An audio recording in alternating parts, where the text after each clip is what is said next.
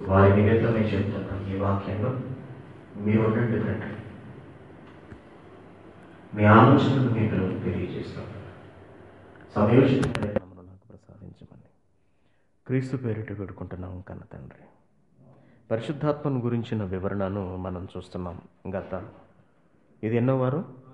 ఇది 4వ వారం. 4 వారాల నుంచి మనం పరిశీలిస్తున్నాం. పరిశుద్ధాత్మను 5వ వారం పరిశుద్ధాత్మను గురించిన వివరణ అనేది ఈ ప్రపంచానికి అర్థం కాకపోవడం వల్ల ఘోరాతి ఘోరమైన అనర్థము అనేది క్రైస్తవులకు జరుగుతుంది అనే సంగతి క్రైస్తవులు తెలుసుకోలేకపోతున్నారు. ఒకవేళ ఈ ప్రపంచంలో ఉన్న ఒక రాజుతో ఏదైనా ఒక తప్పు మాట మాట్లాడినా, తప్పుడుగా వ్యవహరించిన శిక్ష అది కొంతవరకే ఉంటుంది. జార్జ్ బుష్ అధికారంలో ఉండగా ఇరాక్ వచ్చినప్పుడు ప్రెస్ మీట్ జరుగుతుండగా ఒక జర్నలిస్టు అతని మీదకి షూ విసరడం జరిగింది. మీకు తెలుసు, బూట్ విసిరాడు. అతన్ని పట్టుకున్నారు, జైల్లో పెట్టారు. అతను కొంతకాలం శిక్షిస్తారు, తర్వాత విడిచిపెట్టేయటమో ఏదో ఒకటి జరుగుతుంది. కానీ ఈ లోకంలో ఉన్న మనుష్యుల జోలికి, ఎంత పెద్దవాళ్ళ జోలికి వెళ్ళినా ఎటువంటి ప్రమాదం ఉండకపోవచ్చు ఒకవేళ. ఎందుకంటే ప్రధానమంత్రిని హత్య చేసిన, భారతదేశంలో ఉన్న ప్రధానమంత్రిగా పనిచేసిన ఇందిరాగాంధీని హత్య చేసిన వ్యక్తికి క్షమాభిక్ష పెట్టడం అనేది జరిగింది. ఉరి రద్దయింది. ప్రధానమంత్రితో వ్యవహారం నెరిపినప్పటికీ క్షమాపణ ఉంటే అంత పెద్దవాళ్లతో, సాక్షాత్తు పరిశుద్ధాత్మతో వ్యవహారంలో ఏమాత్రం తేడా వచ్చినా క్షమాపణ లేదు అనే విషయాన్ని యేసుక్రీస్తు గారు గట్టిగా చెప్పడాన్ని మనం చూస్తున్నాం. ఇంత ప్రమాద ఘంటికను యేసుక్రీస్తు గారు బైబిల్లో మ్రోగించినప్పటికీ ఏ ఒక్కరూ దీనిని పట్టించుకునే పనిలో లేరు. అసలు ఎందుకు అంత తీవ్రంగా యేసుక్రీస్తు మాట్లాడవలసి వచ్చింది? క్షమాభిక్ష పెట్టే యేసుక్రీస్తే క్షమాపణ లేదు అని చెప్పారు అంటే అసలు పరిశుద్ధాత్మ దేవునిలో ఉన్నది ఏమిటి అనే ఆలోచన ఎవరికీ రాలేదు.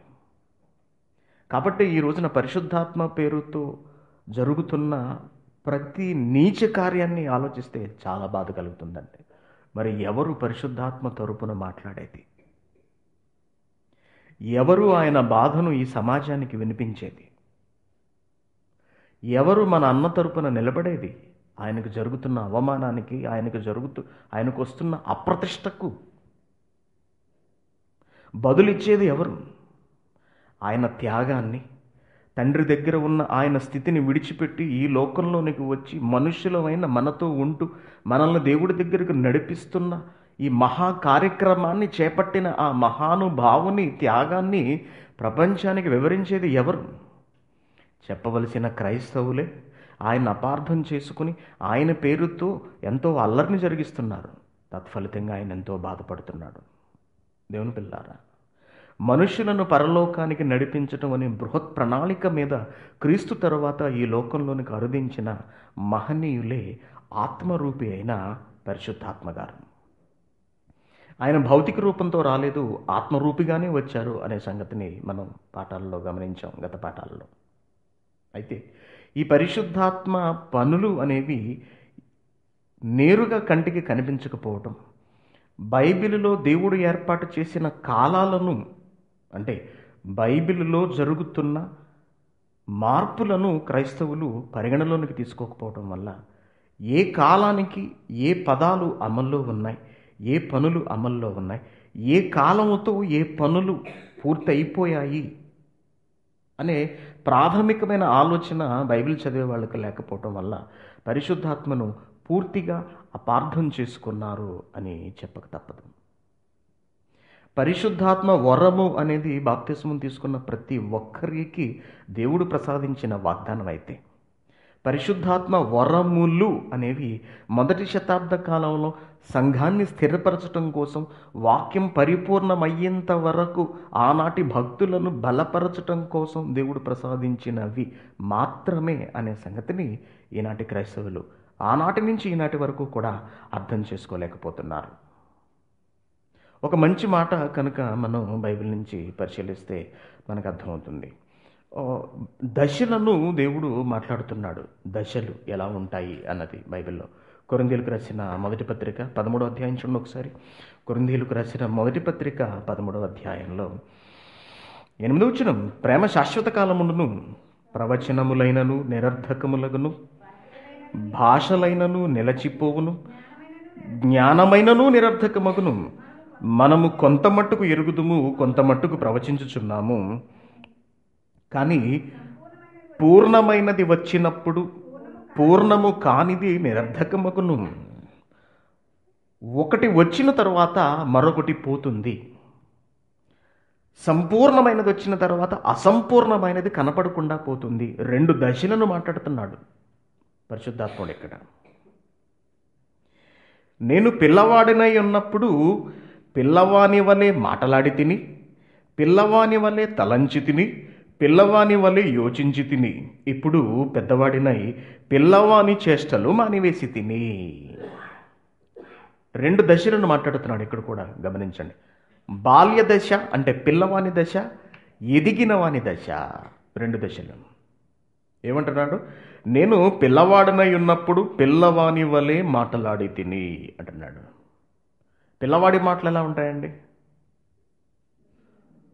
వచ్చిరాని మాటలు, పిల్ల చేష్టలు ఉంటారు చూసారా? చిన్ని చిన్ని మాటలు, చిన్ని చిన్ని పనులు చేస్తారు. నాన్న నాకు ఐస్ క్రీమ్ కొని పెట్టవా అంటాడు. నాన్న నాకు సైకిల్ బొమ్మ కొని పెట్టవా అంటాడు. పెద్దోడు నాన్న నాకు సైకిల్ బొమ్మ కొని పెట్టవా అన్నాడు అనుకోండి, ఎలా ఉంటుంది? ఒరే నువ్వు ఇప్పుడు చిన్నపిల్లాడు కాదురా, నువ్వు పెద్దవాడివి అంట. నాన్న నేను ఇప్పుడు ఇంట్లో చిన్నప్పుడు ఎలా తిరుగుతాం మనం? ఇంట్లో చిన్నప్పుడు చెడ్డీ లేకుండా తిరుగుతాం. ఆడపిల్లలు కూడా, మన పాప, మన కడుపును పుట్టిన పాప ఒంటి మీద బట్టలు లేకుండా తిరుగుతూ ఉంటే ఆ వయసులో మనకి ఎలా ఉంటుంది? ముచ్చటగా ముద్దుగా అనిపిస్తుంది. అది బాల్య దశ. 25 ఏళ్ళు వచ్చి గాడిదలాగా ఎదిగినోడు బట్టలు లేకుండా ఇంట్లో తిరుగుతుంటే ఎలా ఉంటుంది? ఒరే నువ్వు చిన్నపిల్లాడివి కాదురా, బట్టలు వేసుకుని ఏడువు అంటావు. అంటే ఎదిగిన దశ ఉంది, ఎదగని దశ ఉంది. చిన్నప్పుడు మనం జొబ్బాలు వేస్తారు మనకి, పుట్టిన వెంటనే చిన్ని చిన్ని జొబ్బాలు. అది ఎప్పటి వరకు ఉపయోగపడుతుంది అంటే ఆ దశలో వాడు ఉన్నంత వరకు అది ఉపయోగపడుతుంది. పెద్దవాడు అయిపోయిన తర్వాత జొబ్బా పడుతుంది ఏంటి నీకు? జొబ్బాలు వేసుకు తిరుగుతామా? తిరగముగా. పెద్దవాడైన తర్వాత మాటలాడే మాటలు వేరు, వస్త్రధారణ వేరు, వేషధారణ వేరు, ప్రవర్తన వేరు, అన్నీ వేరుగా. అది బాల్య దశ. తర్వాతది పరిపక్వ దశ, ఎదిగిన దశ. బాల్య దశ అసంపూర్ణమైనది. సంపూర్ణ దశ అంటే తనంతట తానుగా ఆలోచించి వివేచించి జ్ఞానముతో మాట్లాడగలిగే దశ. చూడండి ఇక్కడ ఏమంటున్నాడు? నేను పిల్లవాడినై ఉన్నప్పుడు పిల్లవాని వలె మాట్లాడి తిని, పిల్లవాని వలె తలంచి తిని, పిల్లవాని వలె యోచించి తిని. అయితే ఇప్పుడు పెద్దవాడినై పిల్లవాని చేష్టలు మానవేసి తిని, ఇప్పుడు అద్దములో చూచినట్టుగా సూచనగా చూచుచున్నాము. అద్దములో చూచినట్టుగా సూచనగా చూచుచున్నాము, అప్పుడు ముఖాముఖిగా చూతుము అంటున్నాడు. అంటే ఇప్పుడు ఏదో కనపడుతుంది, ఇండైరెక్ట్గా కనపడుతుంది. పెళ్ళి చేసుకోవాలనుకోండి, ముందు ఏం చూపిస్తారు? ఫోటో చూపిస్తారు. తర్వాత ఫోటో నచ్చింది అనుకోండి, డైరెక్ట్గా పిల్లని చూపిస్తారు. అప్పుడు పిల్ల నచ్చింది కదా అని పెళ్లి చేసుకుంటారు. తర్వాత విశ్వరూపం దశ అన్నమాట. ముందు ఫోటోలో ఉన్నప్పుడు అమాయకురాల్లా బాగుంటుంది. డైరెక్ట్గా పెళ్లి చూపులో చూస్తే వెరీ గుడ్, సూటబుల్ అనుకుంటాం. 6 నెలల తర్వాత విషయం బయటపడిపోతుంది. అప్పుడు వేరే రకంగా కనపడుతుంటుంది. దశలు ఇవన్నీ కూడా, అవునా? ఇప్పుడు అదే చెబుతున్నాడు. చూడండి ఏమంటున్నాడు? ఇప్పుడు అద్దములో చూచినట్టు సూచనగా చూచుచున్నాను, అప్పుడు ముఖాముఖిగా చూతును. ఇప్పుడు కొంత మట్టుకే ఎరిగి ఉన్నాను, అప్పుడు నేను పూర్తిగా ఎరగబడిన ప్రకారము పూర్తిగా ఎరుగుదును. దేని గురించి ఇదంతా మాట్లాడుతున్నాడు? ఎదిగినా ఎదగని, ఎరిగినా ఎరగని. ఇండైరెక్ట్గా చూడడం, ముఖాముఖిగా చూడడం. దేని గురించి మాట్లాడుతున్నాడంటే ఇప్పుడు చూడండి, మీకు అర్థమవుతుంది. ఇంకా ఏమైనా ఉన్నాయా దీనికి సంబంధించినవి అంటే, హెబ్రీయులకు రాసిన పత్రిక హెబ్రీయులకు రాసిన పత్రిక 5వ అధ్యాయము, హెబ్రీయులకు రాసిన పత్రిక 5వ అధ్యాయము 11వ వచనం. ఇందును గురించి మేము చెప్పవలసినవి అనేక సంగతులున్నవి, కానీ మీరు వినుటకు మందులైనందున వాటిని విశదపరుచుట కష్టం. చాలా విషయాలు ఉన్నాయి చెప్పడానికి, కానీ వినే మీరున్నారు చూశారు, దాన్ని మీరు అర్థం చేసుకోలేరు. కాబట్టి మీకు చెప్పటం అనేది చాలా కష్టం. కాలాన్ని బట్టి చూస్తే మీరు బోధకులుగా ఉండవలసిన వారై ఉండగా దేవోక్తులలోని మొదటి మూలపాఠములను ఒకడు మీకు మరలా చెప్పాల్సి వస్తుంది. కాలాన్ని బట్టి చూస్తే మీరు బోధకులుగా ఉండవలసిన వారై ఉండగా దేవోక్తులు అంటే దేవుడు పలికిన మాటలలోని దేవోక్తులలోని మొదటి మూలపాఠం అంటే ఆలు. చిన్నప్పటి నుంచి బ్యాగ్ పట్టుకుని స్కూల్కి వెళ్తూ వస్తూ 25 ఏళ్ళు వచ్చినప్పటికీ కూడా 25 ఏళ్ళ తర్వాత కూర్చోబెట్టి మరికొంతమంది పిల్లలకు పాఠం చెప్పవలసినంత పరిణితి రావాల్సి ఉండగా ఏమండి ఏమాత్రం నేర్చుకోకుండా ఇంకా వాడు కూర్చుని ఏబిసిడీలు నేర్చుకుంటున్నాడు అనుకోండి, రాసుకుంటున్నాడు అనుకోండి, ఎలా ఉంటుంది? ఎందుకు చెబుతున్నాడు ఇది? మీరు పాలు త్రాగవలసిన వారే కానీ బలమైన ఆహారము తినగలవారు కారు. మరియు పాలు తాగు ప్రతివాడు శిశువే గనుక నీతి వాక్య విషయములో అనుభవము లేనివాడై ఉన్నాడు. వయస్సు వచ్చిన వారు అభ్యాసము చేత మేలు కీడులను వివేచించుటకు సాధకము చేయబడిన జ్ఞానేంద్రియములను కలిగి ఉన్నారు గనుక బలమైన ఆహారము వారికే తగును. దశలను మాట్లాడుతున్నాడు. మళ్ళీ చిన్నపిల్లాడికి చిన్నపిల్లలే ఆహారం పెడతాం. ముందు నీళ్లు పోస్తాం, తర్వాత పాలు పోస్తాం, తర్వాత ఫారెక్స్ అని ఇలా కొంచెం కొంచెంగా అతనికి మనం ఆహారాన్ని అందించుకుంటూ వెళతాం. అదే పెద్దగా ఎదిగిన తర్వాత బలమైన ఆహారం, మాంసం తింటారు, ఆవకాయ వేసుకు తింటారు. అంతే, ఎంత కఠినమైనా సరే అరిగించుకునే శక్తి వచ్చిన తర్వాత ఏదైనా సరే తినవచ్చు. దశల గురించి మాట్లాడుతున్నాడు దేవుని పిల్లారా. యోహాను సువార్త 16వ అధ్యాయము, యోహాను సువార్త 16వ అధ్యాయము, యోహాను సువార్త 16వ అధ్యాయం 12వ వచనం. నేను మీతో చెప్పవలసినవి ఇంకనూ అనేక సంగతులు కలవు గాని ఇప్పుడు మీరు వాటిని సహింపలేరు. అయితే ఆయన అనగా సత్యస్వరూపి అయిన ఆత్మ వచ్చినప్పుడు మిమ్మును సర్వసత్యములోనికి నడిపించును అంటున్నాడు. దశ, ఇది కూడా దశ, తెలియని దశ, అసంపూర్ణమైన దశ, సంపూర్ణమైన దశ. 3 భాగాలను మనం బైబిల్లో పరిశీలించాం. ఈ 3 భాగాలలోనూ కూడా మీరిప్పుడు చిన్నపిల్లలు ఒకనాటికంతా తెలుసుకుంటారు. ఇప్పుడు పరోక్షంగా మీకు తెలిసింది ఒకనాడు ప్రత్యక్షంగా తెలిసిపోతుంది అంటున్నాడు. దేనిని ఉద్దేశించి ఇవన్నీ మాట్లాడుతున్నాడు అని మనం ఆలోచిస్తే, ఆ కాలంలో దేవుని వాక్యాన్ని ప్రజలలోనికి తీసుకువెళ్ళటానికి పరిశుద్ధాత్మ దేవుడు గారు అనేక పద్ధతులను ప్రయోగించడం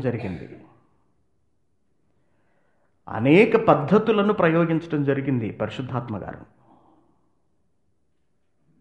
ఆ పద్ధతులు ఎలాంటివి, ఎంతవరకు అమల్లో ఉన్నాయి అంటే, అవి అసంపూర్ణమైనవి, సంపూర్ణమైనది వచ్చేంత వరకు అవి అమల్లో ఉన్నవి. కృపావరాలు అంటున్నాం మనం, వాటినే పరిశుద్ధాత్మ వరాలు అంటారు. భాషలో మాట్లాడడం, స్వస్థపరచడం, భాషకు అర్థం చెప్పడం, ప్రవచించటము, ఇవన్నీ కూడా. ఎందుకు యేసుకు ఈ తండ్రి అయిన దేవుడు పరిశుద్ధాత్మ ద్వారా వీటిని సమాజం మొదటి సంఘంలోనికి ప్రవేశపెట్టారు అంటే, స్థిరపరచబడిన వాక్యం ఆనాటికి లేదు కాబట్టి, క్రీస్తు ద్వారా లోకంలోనికి రావలసిన మాటలు, దేవుని మనస్సు అప్పటికి కాగితంపై పెట్టబడలేదు కాబట్టి, ప్రతి ఒక్కరి చేతులలోనూ దేవుని మాటలు అప్పటికి రాలేదు కాబట్టి, అప్పటి సమాజాన్ని నమ్మించటానికి కొన్ని అద్భుతాలు, కొన్ని స్వస్థతలు ఇలాంటివి చేసి ప్రజలను విస్మయపరిచి ఆకర్షించే ప్రయత్నం చేశాడు దేవుడు. ప్రజలను విస్మయపరిచి ఆకర్షించే ప్రయత్నం ఇదంతా కూడా. ఇది ఎంతవరకు ప్రతి ఒక్కరి చేతుల్లోనికి వాక్యం వచ్చేంత వరకు. వాక్యం వచ్చేసిన తరువాత ఇక దాని అవసరత అనేది ఉండదు. మీకు తెలుసు, ప్లాట్ఫామ్ మీద నుంచి ఎదురు చూస్తుంటాం. దేనికోసం? ట్రైన్ కోసం. అది వచ్చేసి చేతులను కట్టుకుని అలా చూస్తున్నాను రైలు పట్టాల వైపు. బాబు దేనికోసం చూస్తున్నాను? సికింద్రాబాద్ ఎక్స్ప్రెస్ కోసం. ఇదేంటి అబ్బాయి ఇది కాదు, వస్తుంది ఇంకా. ఎందుకంటే వస్తుంది అన్నాడు, వచ్చేసిన తర్వాత వచ్చిందని చెప్పలేదు. రైల్వే స్టేషన్లో మరి కొద్దిసేపట్లో వస్తుంది అంటాడు. వస్తుంది కదా అని ఎదురు చూస్తున్నాం. వచ్చింది ఇదో కాదో తెలియదు, వచ్చేసిందో రాదో తెలియదు, కాబట్టి అలా చూస్తున్నాం. వచ్చిందని చెప్పలేదు కదా మరి అంటాడు. సంపూర్ణమైనది వచ్చేసింది అనే సంగతి ఈనాటి సమాజానికి ఇంతవరకు అర్థం కాలేదండి. కారణం తెలుసు మీకు, బైబిల్ చదవటం సమాజానికి చేత కాకపోవటం, బైబిల్లో చెప్పబడిన కాలాలను పరిశీలన చేయకపోవటం, వాక్యము వెనుక ఉన్న భావాలను పట్టించుకోకపోవటం, బైబిల్లో ఇక్కడ ఇది రాసి ఉంది కదా, దీనికి సంబంధించిన వివరణ మరెక్కడైనా ఏదైనా ఉందా అని కనీసం ఆలోచించకపోవటం, కనపడిన దాని మీదే నిలబడిపోవటం. అదుగో సంఘంలో వీటన్నిటినీ నేను కృపావరాలను ఇస్తున్నాను అన్న దేవుడు ఎవరికి ఇచ్చాడు, ఎంత కాలం వరకు ఇచ్చాడు, ఏ సంఘానికి ఇచ్చాడు అన్నది ఆలోచించలేదండి. చూడండి, కొరింథీయులకు రాసిన పత్రికలో టైం ఎంత అయింది? 9:30. కొరింథీయులకు రాసిన పత్రికలో మనకు కనపడుతుంది ఈ సన్నివేశం అంతా. 12వ అధ్యాయము 28వ వచనం. మొదటి కొరింథీయులు 12వ అధ్యాయం 28వ వచనం. మరియు దేవుడు సంఘములో మొదట, ఏ సంఘంలో? పెంతెకొస్తు సంఘమా? బాప్టిస్ట్ సంఘమా? లూథరన్ సంఘమా? ఏ సంఘములో? ఏ సంఘం గురించి మాట్లాడుతున్నాడు ఇక్కడ? మొదటి సంఘము. మొదటి సంఘం ఎప్పుడు ఏర్పడింది? మొదటి సంఘం ఎప్పుడు? పెంతెకొస్తు పండుగ దినాన్న పరిశుద్ధాత్ముడు రంగ ప్రవేశంతో ఈ భూమి మీద మొదటి సంఘం అనేది స్థాపించబడింది. దాని కొనసాగింపుగా దానిని పటిష్టపరచడం కోసం పరిశుద్ధాత్మ దేవుడు ఏం చేశాడంటే, మొదట కొందరిని అపోస్తలులు చేశాడు. వారిలో పిమ్మట కొందరిని ప్రవక్తలు, బోధకులు, అద్భుతములు చేయవారిని గాను, స్వస్థపరచు వరములు గలవాని గాను, ఉపకారములు చేయవారిని గాను, ప్రభుత్వము చేయవాని గాను, నానావిధ భాషలు మాట్లాడవాని గాను నియమించాను. ఎప్పుడు నియమించాడు? ఇప్పుడు నియమిస్తున్నాడా? ఏ సంఘంలో నియమిస్తున్నాడు? ఏ సంఘంలో? రోమన్ కాథలిక్ సంఘంలోనా? సిఎస్ఐ సంఘంలోనా? మొదటి సంఘంలో జరిగిన విషయం ఇది.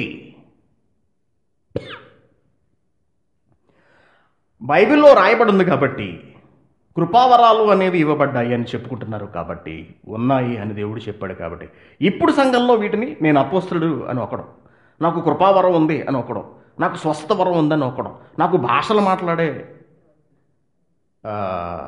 వరం ఉందని ఇంకొకడం, ఇలాంటివి వస్తాయని తెలిసి దేవుడు అంటున్నాడు, ప్రతి ఒడు అపోస్తలుడా? ఏమంటాడండి? ప్రతి ఒడు అపోస్తలుడా? ఏంటి ప్రతి ఒక్కడు ప్రవక్త? ఏంటి ప్రతి ఒక్కడు బోధించేసి కూడా? ఏంటి అందరూ అద్భుతాలు చేసేయగలరా? అందరూ ఎప్పుడు ఎవరి గురించి మాట్లాడుతున్నాడు? మొదటి సంఘములోనే అందరూ అపోస్తులా? కాదు. మరి అందరూ? కొందరిని అన్నాడు. చూడండి, పర్టికులర్గా పదాలు అబ్జర్వ్ చేయాలి.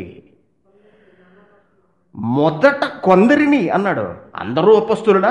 లేదు, కొందరిని అపోస్తులుగా అపాయింట్ చేశాను అంటున్నాడు. అందరూ ప్రవక్తలా? కాదు, కొంతమంది ప్రవక్తలు. అవి ప్రతి ఒక్కడు బోధకుడా? అందరూ అద్భుతములు చేయగలవారా? అందరూ స్వస్థవచ్చు కృపావరాలు గలవారా? అందరూ భాషలతో మాట్లాడుచున్నారా? అందరూ ఆ భాషల అర్థం చెప్పుచున్నారా?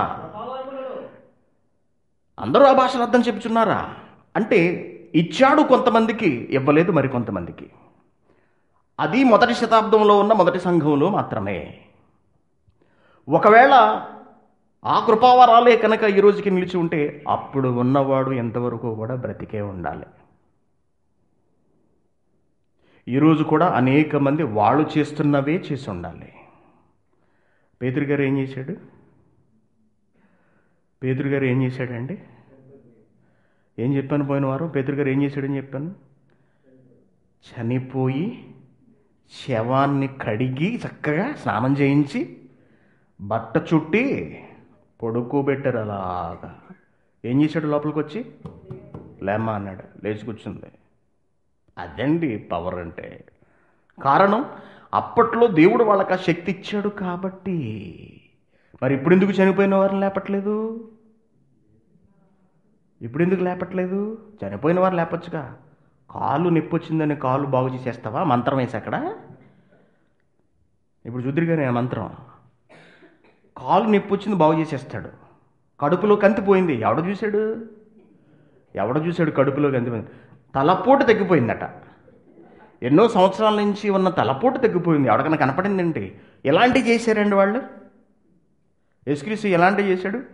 విధవరాల కుమార్తె ఆ కొడుకు చచ్చిపోయిన పాపం పాడే తీసుకెళ్తుంటే, ఆగమ్మ వేడవకు అని దగ్గరికి వెళ్ళి పాడేని ముట్టుకుని లేపి, ఇడిగో నీ కొడుకు తీసుకెళ్ళన్నాడు. పరుగులు ఎత్తేసుంటారు చుట్టుపక్కల జనం, భయం వేసిపోయింది. ఎవడు బాబోయ్ వచ్చేసాడని కదా. అది పవర్ అంటే. మేడ నుంచి పడిపోతే ఒకడు ఏం కంగారు పడకండి అని చెప్పి పౌలు లేపడం జరిగింది. ఎలాంటి అండి? శృంగారం అనే దేవాలయం దగ్గర అడుక్కుంటున్నావా? ఊచ కాలు వాడికి కాలు ఇచ్చేశాడు. పుట్టి గుడ్డివాడికి, భిక్షగాడైన గుడ్డివాడికి కళ్ళు ఇచ్చేశాడు యేసుక్రీస్తు గారు. వెల్ నోన్ పర్సన్ ఎవరికన్నా స్వస్థత జరగటం మీరు చూసారా? బాగా తెలిసినవాడు మనకి వీడికి స్వస్థత జరిగింది అని ఏ ఊళ్ళో అయినా మీరు చూసారండి? ఆలోచించండి జాగ్రత్తగా. వీళ్ళు స్వస్థతలు చేసిన వాళ్ళు ఎలాంటి వాళ్ళు తెలుసా అండి? పేతురు, యోహాన్లు ఆ రోజు శృంగారం అనే దేవాలయం దగ్గర యెరూషలేములో అందరికీ తెలిసినోడు వాడు. ఎలా తెలుసు? మెట్ల దగ్గర కూర్చొని అడుక్కునేవాడు వాడు. ఎవరిని సెలెక్ట్ చేసుకున్నారో చూడండి. పైగా వాళ్ళు ప్రతి ఒక్కడికి తెలిసిన ఫేస్ కాబట్టి, అరే వీడు అడుక్కు తినేవాడు కదా, వీడికి కాళ్ళు ఎలా వచ్చేసాయి అని చెప్పి వాళ్ళందరూ ఆశ్చర్యపోయి కాన్సన్ట్రేట్ చేశారు అసలు వీళ్ళు ఎవరు అని. అది జైపాల్ రెడ్డి అన్నాడు మనకి. జైపాల్ రెడ్డి తెలుసు కదండి? జైపాల్ రెడ్డి లోక్సత్తా. జైపాల్ రెడ్డి ఆయన ఎంపీగా చేశారు. ఆయనకి కాళ్ళు సరిగ్గా, ఆయన దీని మీద నడుస్తారు, మీకు తెలుసు కదా. Well known person. ఎంతమంది స్వస్థత బాధకులు ఉన్నారు గమనించాలి. స్వస్థత ఎందుకు చేశారు? స్వస్థత ఎందుకు చేయాల్సి వచ్చింది? జనాలు ఆకర్షించడం కోసమే. జబ్బుందని వచ్చిన వాడిని స్వస్థత చేయడం కాదు అక్కడ. మీరు గమనించాలి. అక్కడ పేతురు, యోహాన్లు ఆ రోజు చేసింది వాడు అవసరం తీర్చడం కోసం అని పట్టించుకోలేదు. వాక్యం చెప్పడానికి అవకాశం చూస్తున్నారు వీళ్ళు. ఎలా కొడదామా దేవాలయంలో వీళ్ళందరినీ పడగొడదామా అని. వీడైతే కరెక్ట్ అనుకున్నారు. Jaipal Reddy well known person, very good. స్వస్థత చెయ్యి. ఏమండి? చెయ్యమనండి. ఒక వెల్ నోన్ పర్సన్ తీసుకుని బతికించమనండి. ఎంఎస్ నారాయణ చచ్చిపోయాడు నిన్నే మన రాజు గారు చచ్చిపోయారు. ఒక ఇస్లాం కంట్రీ, ప్రపంచ ఇస్లాం సహోదరుల పుణ్యక్షేత్రం ఉంది అక్కడ. ఏమండి? వెళ్ళి బతికించమనండి. అక్కడ ఏం కడతారు వాళ్ళు?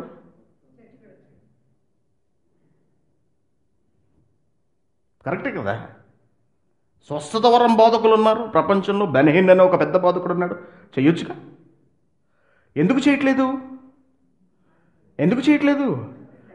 లేవండి. స్వస్థత వరాలు ఆగిపోయాయి, పరిశుద్ధాత్మ వరములు. అదే చెప్తున్నాడు కొరింథీయులకు రాసిన మొదటి పత్రిక. 13వ అధ్యాయానికి అక్కడే ఉన్నాం మనం. 8వ వచనం చూడండి. ప్రేమ శాశ్వత కాలం ఉంటుంది, ప్రవచనములైనను నిరర్ధకములగును, భాషలైనను నిలచిపోవును, జ్ఞానమైనను నిరర్థకం అవుతుంది. భాషలు నిలిచిపోతాయి అంటున్నాడు. ఏ భాష ఎందుకు నిలిచిపోవాలి? అసలు భాష ఎందుకు ప్రవేశపెట్టవలసి వచ్చింది? అసలు భాష ఎందుకు? దేవుడు భాషను ప్రజలను ఆకర్షించుకోవటం కోసం ఎందుకు ఎంచుకోవాల్సి వచ్చింది? కారణం ఏమిటి అసలు? ఏమా వింటున్నారా? ఎందుకు భాషను? పోయిన వారం మీరు వచ్చారు కదా? పోయిన వారం వచ్చారా? అంతకుముందు వారం రాలేదు. పోయిన వారం నేను చెప్పాను భాష సంగతి. ఓకేనా? ఎందుకు దేవుడు భాషలను ప్రవేశపెట్టాడు ఆలోచించండి ఇప్పుడు. అది అనేక భాషలు మాట్లాడేవాళ్ళు ఉన్నారు కాబట్టి. ఎందుకు అలా అంటే, అప్పటికి ప్రపంచ ప్రజల చేతులలో, అంటే అనేక భాషలు మాట్లాడే ప్రజల చేతులలో వ్రాయబడిన దేవుని మాటలు లేవు కాబట్టి. ఇప్పుడు తెలుగు వాళ్ళు ఉన్నామా? మన చేతిలో ఏముంది? ఏ బైబిల్ ఉంది? తమిళ వాళ్ళకి ప్రపంచంలో దాదాపు 2006 భాషల్లోకి ఇంతవరకు బైబిల్ తర్జుమా అయింది. ఇప్పుడు ఒకడికి వాక్యం చెప్పాలి అంటే కాకర బేకరమని చెప్పాలా? వాడి బైబిల్ తీసి నాయన ఇదిగోరని చదివేసి వాడికి అర్థమైపోతుందా? ఆలోచించండి. ప్రపంచపు ప్రతి భాషలోనూ బైబిల్ ఉన్నప్పుడు, వాడికి ఆ భాషలో చదువుకుంటే అది అర్థమైపోతున్నప్పుడు మళ్ళీ నీకు భాషలు ఎందుకురా? పైగా ఈ భాష వీడు ఎవడ మీద ప్రయోగిస్తాడో? సొంత భాష వాడి దగ్గర భాషలో. తెలుగుడికి నువ్వు వాక్యం చెప్పాలి. తెలుగు వాడిని నమ్మించాలి అంటే నువ్వు ఏ భాషలో చెబితే వాడు నమ్ముతాడు? తెలుగులో చెప్పు. మరొక భాషోడు ఎవడు లేడే కదా అక్కడ. ఒకవేళ మరొక భాషోడు ఉంటే ఆ భాష దేవుని మాటలు పట్టుకొచ్చి వాడి చేతిలో పెట్టు. అది తీసి ఆ భాషను తెలిసిన వాడి చేత చదివించు. ఏమండి? భాషల అర్థం చెప్పే శక్తి ఎందుకు ఇచ్చాడు? ఒక భాష మాట్లాడాడు. ఒకతనని విజయ్ గారికి తమిళొచ్చు, నాకా తెలుగు వచ్చు, ఆవిడికి తెలుగు రాదు. కాబట్టి దేవుడు నాకు ఎలాంటి శక్తి ఇచ్చాడు? నేను మాట్లాడితే ఆవిడికి తమిళంలో అర్థమయ్యే శక్తి ఇచ్చాడు. పక్కన హిందీ కూడా ఉన్నాడు. ఈవిడితో ఏం మాట్లాడుతున్నాడో దేవుడి గారికి అర్థం కావట్లేదు. ఇతనితో మాట్లాడుతున్నాడు, వీళ్ళిద్దరూ మాట్లాడుకుంటున్నారు. మరి వాడి పరిస్థితి ఏంటి అక్కడ? మరొక భాషకి చెందినోడు. కాబట్టి ఆవిడతో నేనేం మాట్లాడుతున్నానో అది ఆ విషయం గురించి మాట్లాడుతున్నాడు అని నేను మాట్లాడేది గ్రహించి ఆ భాషకు అర్థం చెప్పగలగాలి. ఏ భాషలో అర్థం చెప్పగలగాలి? వేరే వాడికి భాషలో అర్థం చెప్పగలగాలి. అర్థమైందా? అంటే 2 భాషల వాళ్ళు లేదా ఒకటి కన్నా ఎక్కువ భాషలు మాట్లాడేవాళ్ళు ఉన్నప్పుడు భాషలు మాట్లాడాల్సిన అవసరం ఉంది. 2 అట్ ద సేమ్ టైం మిగిలిన వాళ్లకు ఇతను ఏం మాట్లాడుతున్నాడో అర్థం కాదు కాబట్టి ఆ భాషలకు అర్థం చెప్పే శక్తిని దేవుడు మరొకరికి ఇచ్చాడు. అర్థమవుతుందా లేదా? ఇది ఎప్పుడు అనేక భాషలు మాట్లాడేవాళ్ళు ఉన్నారు కాబట్టి, సంపూర్ణమైనది అప్పటికి రాలేదు కాబట్టి అదే చెబుతున్నాడు. ఇప్పుడు చూడండి, మళ్ళీ చదవండి. అది ఏమంటున్నాడు? ప్రేమ శాశ్వత కాలం ఉంటుంది, ప్రవచనములైనను నిరర్ధకములైపోతాయి. ప్రవచనం దేనికి? ప్రవచించటం అంటే చెప్పడం, దేవుని మాటలు చెప్పటం. లక్షల మంది ఉన్నారు. ఎంతమందికని చెబుతారండి? ఎన్నిసార్లు ప్రవచించాలి దేవుడు కదా? ఎన్నిసార్లు అంటే మనిషికి జరగాలన్నమాట. మనిషికి జరగాల, మనిషికి ప్రవచించాలా, మనిషికి భాషతో చెప్పాలా? కాబట్టి దేవుడు ఏం చేశాడంటే ఒకేసారి అంతవరకు ఏం జరిగాయో దేవుని శక్తిని, దేవుడు చేసిన పనిని, దేవుని ప్రణాళికను వివరించి చెప్పించి రాయించేశాడు. అందుకే ప్రవచనములైనను ఇహ ప్రవచించాల్సిన అవసరం లేదు. ఎందుకంటే ప్రవచించవలసిందంతా ప్రవచించిన దానిని గ్రంథస్థం చేయించేశాడు. అర్థమవుతుందా లేదా? మరంత బ్లాంక్గా చూస్తున్నారు. ఓకేనా? ప్రవచించవలసిందంతా ప్రవచింప చేసేసి, అందుకే ప్రవచనం ఎప్పుడు మనుష్యుని ఇచ్చిన బట్టు కలగలేదు, కానీ మనుషులు పరిశుద్ధాత్మ వలన ప్రేరేపింపబడిన వారై దేవుని మూలముగా పలికిరి. అలా పలికిన దాన్ని దేవుడు ఏం చేశాడంటే, దేవుడు వారికి సహకారుడై ఉండి వెనువెంట జరుగుతూ వచ్చిన సూచక క్రియల వలన వాక్యమును స్థిరపరచుచుండెను. వాక్యాన్ని స్థిరపరచుకుంటూ వెళ్ళిపోతున్నాడు. ఒక పక్క నుంచి దేవుడు వీళ్ళ చేత పనులు చేయించేస్తున్నాడు. సో ఎప్పుడైతే వాక్యము సంపూర్ణ దశకు చేరుకుంటుందో, అంటే అంటే సంపూర్ణ దశ అంటే చూసి నమ్మటం అనే పరిస్థితి కాకుండా చూడకుండా నమ్మటం, చదివి నమ్మటం, విని నమ్మటం అనే స్థితికి ఎప్పుడైతే మనుషులు ఎదుగుతున్నారో నెమ్మదిగా ఆప్ చేశాడండి దేవుడు. అందుకే ప్రవచనములైనను నిరర్ధకములగును, భాష ఆగిపోయింది, జ్ఞానము పనికి రాకుండా పోయింది. ఇవన్నీ ఎందులో ఉన్నాయి? ఇవన్నీ ఎందులో ఉన్నవి? ఈ జ్ఞానము, ఈ భాషలు, ఈ ప్రవచనాలు, ఇవన్నీ వేటిలో భాగములు? వేటిలో భాగాలు యోహాన్ గారు? వేటిలో ఈ మూడు ఒక భాగము? కృపావరాలలో భాగం కదండి ఇవన్నీ. మీరు ఫాలో అవ్వట్లేదా? కృపావరాల్లో ఉన్నాయి కదా ఈ మూడును. ఒకనికి జ్ఞానవాక్యము, ఒకనికి బుద్ధివాక్యము, ఒకనికి ప్రవచన వరము, మరొకనికి స్వస్థపరచము, ఒకనికి భాషలు, ఒకనికి భాషల అర్థం చెప్పు. ఇవన్నీ దేనిలోవి? కృపావరాలలోవి. ప్రవచన వరం ఆగిందంటే, భాషలు ఆగిపోతున్నాయి అంటే, జ్ఞానము మాటలు ఆగిపోతున్నాయంటే, కృపావరాలన్నీ కూడా నిలిచిపోతున్నాయన్నమాట. ఎప్పటికీ? ఈ కొరింథీయులకు పత్రిక రాస్తున్నప్పటికే భవిష్యత్తు చెప్పేస్తున్నాడు పౌలు గారు. అతి త్వరలో ఇవన్నీ నిలిచిపోతున్నాయని, అతి త్వరలో ఇవి ఆగిపోతాయి అంటున్నాడు. ఎందుకంటే మనం పిల్లవాని దశ నుంచి పెద్దవాళ్ళ దశకి వెళ్ళిపోబోతున్నాం అతి త్వరలో. ఎలా ఆగిపోయాయండి? ఎలా చెప్పగలం ఆగిపోయాయని? దీనికి బైబిల్లో ఏమైనా ఆధారం ఉందా అని ఒకవేళ మనం ఆలోచిస్తే, కొన్ని మీకు అందరికీ తెలిసిన ఒక మంచి సందర్భాన్ని చూసి మనం ముందుకు వెళదాం. ఇవాళ కొంచెం లేట్ అయిన ఓపిక పడతారు కదా, ఇంక వచ్చే వారి నుంచి రారా లేట్ అయిపోయిందని. మీతో అన్నీ చావే, మెత్తగా చెప్పినా చావే, గట్టిగా చెప్పినా చావే, 10 నిమిషాలు ఎక్కువ చెప్పినా చావే.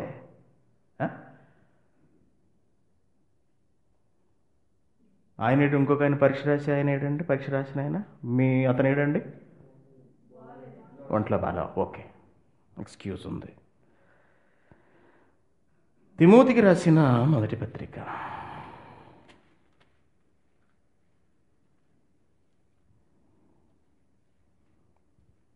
ముందు మనం క్షమించండి, అపోస్తుల కార్యాల దగ్గర నుంచి వద్దాం. అపోస్తుల కార్యములు 19వ అధ్యాయము 11వ వచనం. మరియు దేవుడు పౌలు చేత విశేషమైన అద్భుతాలు, పైగా అందులో ఎలాంటివంటే అతని శరీరమునకు తగిలిన చేతిగుడ్డలైనను నడికట్లనైనను రోగుల యొద్దకు తెచ్చినప్పుడు రోగములను వారిని విడిచెను. తల మీద చెయ్యేసి ప్రార్థన చేస్తే జబ్బు పోవడం కాదు. నడికట్టు అంటే బెల్ట్ అండి. నడికట్టు అంటే బెల్ట్, నడుంకి కట్టుకునేది. చేతిగుడ్డలంటే కర్చీఫ్లు. అతని శరీరానికి కర్చీఫ్ అలా అంటించి ఇంకోటి దగ్గరికి పట్టుకెళ్ళి పెట్టేస్తే ఇంకా దెయ్యాలు కూడా వదిలిపోయాయటండి. That is the power. అదండి, ఇది పౌలు వల్ల జరిగింది. ఇలాంటి శక్తి కలిగిన పౌలు మహాప్రభావంతో వాక్యాన్ని ప్రకటించాడు. మనకు తెలుసు, ఎన్నో దేశాలు తిరిగి అనేక సంఘాలను కట్టిన వీరుడు పౌలు. ఆయన ఈజ్ అ హీరో బైబిల్లో. పౌలుకి ఒక శిష్యుడు ఉన్నాడు, అతని పేరే తిమోతి. చాలా ప్రేమ. నా కొడుకు లాంటాడు అంటాడు, నా కుమారుడైన తిమోతి అంటాడు, నా కొడుకు అంటాడు పౌలు తిమోతిని. వీళ్ళిద్దరూ బయటికి వెళ్ళినప్పుడు ఒకప్పుడు తిమోతికి ఒక విశేషమైన ఒక పని ఒకటి జరిగిందండి. తిమోతికి రాసిన మొదటి పత్రిక 5వ అధ్యాయము. తిమోతికి రాసిన మొదటి పత్రిక 5వ అధ్యాయము. తిమోతికి ఉత్తరం రాస్తున్నాడు పౌలు. వ్రాస్తూ ఏమంటున్నాడంటే 5వ అధ్యాయము 23వ వచనంలో, తిమోతి ఇక మీదట మరీ మంచినీళ్ళే తాక్కయ్యా, నీ కడుపులో జబ్బు ఉంది కాబట్టి అస్తమానం నువ్వు బలహీన పడిపోతున్నావు, వీక్ అయిపోతున్నావు. ఈ బలహీనతలు పోవాలి అంటే, నీ కడుపులో జబ్బు పోవాలి అంటే ద్రాక్ష రసము, ద్రాక్ష మద్యం కాదండి, మందునిగా అనుకునేరు పంపతీసి, కాదండి వైన్, ఇది కాదు. ద్రాక్ష రసము అంటే ఏంటది? జ్యూస్.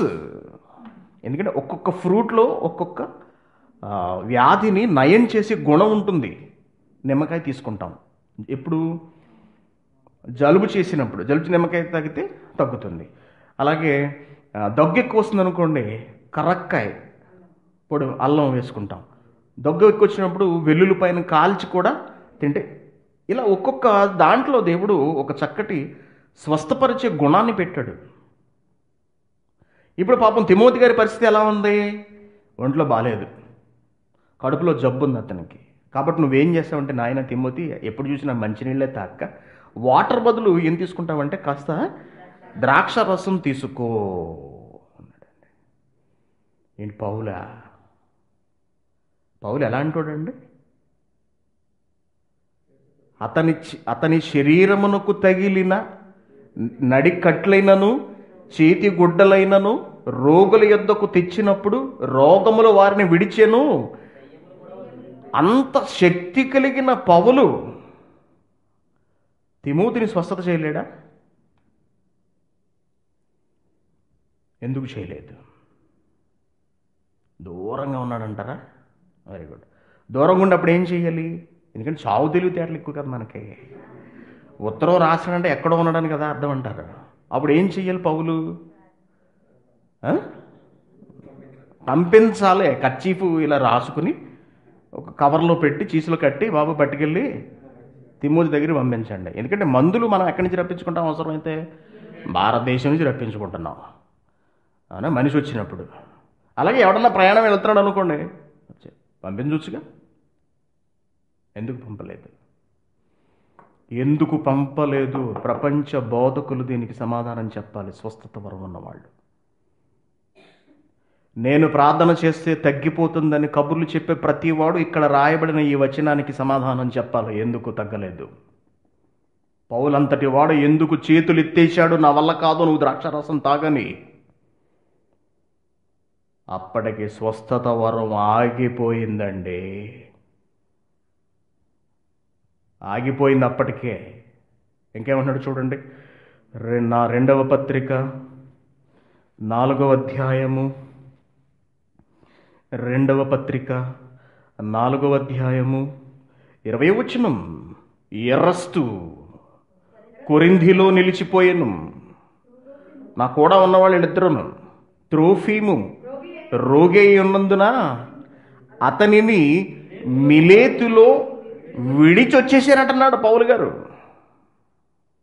పెద్ద దేశ విదేశాల్లో బలంగా వాడబడుతున్న స్వస్థత వరం కలిగిన మహాభక్తుడు కదా మరి నువ్వు పౌలు.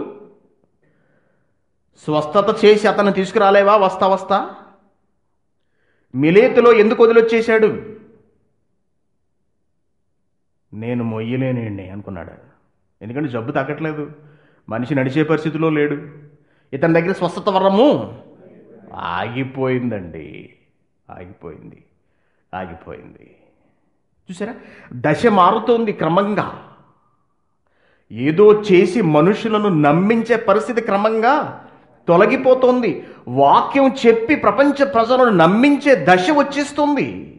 బాల్య దశ నుంచి ఎదిగిన దశ, చిన్నపిల్లవాడి దశ నుంచి పెద్దవాని దశ, మార్పును గమనించాలి.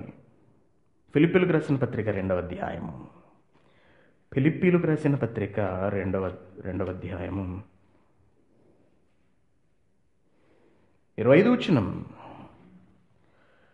మరియు నా సహోదరుడు, నా జత పనివాడు, నా తోటి యోధుడు, మీ దూత, నా అవసరమునకు ఉపచరించిన వాడునైనా ఎపఫ్రొదితును మీ యొద్దకు పంపుట అగత్యమని అనుకుంటుని. మీ దగ్గరికి పంపించి కొన్ని మాటలు అతని చేత చెప్పించాలనుకున్నాను, మీ దగ్గరికి పంపించాలనుకున్నాను. కానీ అతడు కాస్త ఏమైపోయాడంటే రోగం వచ్చి మంచం పట్టాడు అంటున్నాడు. రోగం వస్తే పౌలు బాగు చేసి పంపలేడా? ఎందుకు మాట్లాడుతున్నాడు ఈ మాటలు అన్నీ? దేవుని పిల్లలారా, ఆలోచించండి. కాలాలను పరిగణలోనికి తీసుకోవాలి, మార్పులను పరిగణలోనికి తీసుకోవాలి. ఏది ఏ కాలం వరకు ఇవ్వబడింది, ఏది ఏ కాలం వరకు అమల్లో ఉంటుంది అనే కనీస జాగ్రత్త బైబిల్ చదివే వారికి అవసరం. మరి ఇలా ఆగిపోయాయి అనే సంగతి ఇప్పుడు ప్రపంచానికి తెలియచేస్తే వస్తాడేంటి ఎవడైనా? స్వస్థత వరం లేదు అని బోర్డు పెట్టామనుకోండి, మనం ఎవడన్నా వస్తాడు అసలు ఇక్కడికి? ఎవడు రాడండి. కాబట్టి ఈ మార్పుని ఎప్పుడైతే మనుషులు గమనించలేదో, గమనించక, వాక్యాన్ని ప్రేమించక, వాక్యములో ఉన్న శక్తిని ఆశ్రయించక, ఒక మంచి మాటను మీకు చూపిస్తానండి.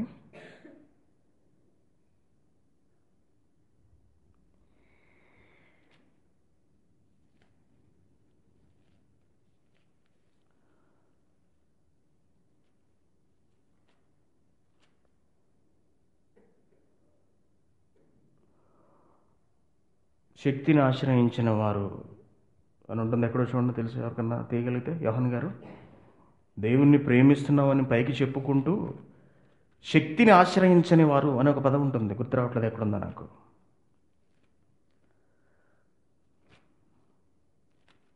చూడండి, ఎవరికైనా తగులుతుందేమో. ఈ మధ్యకాలంలో చెప్పాను ఆ పాట, మనకు వచ్చింది ఆ మాట.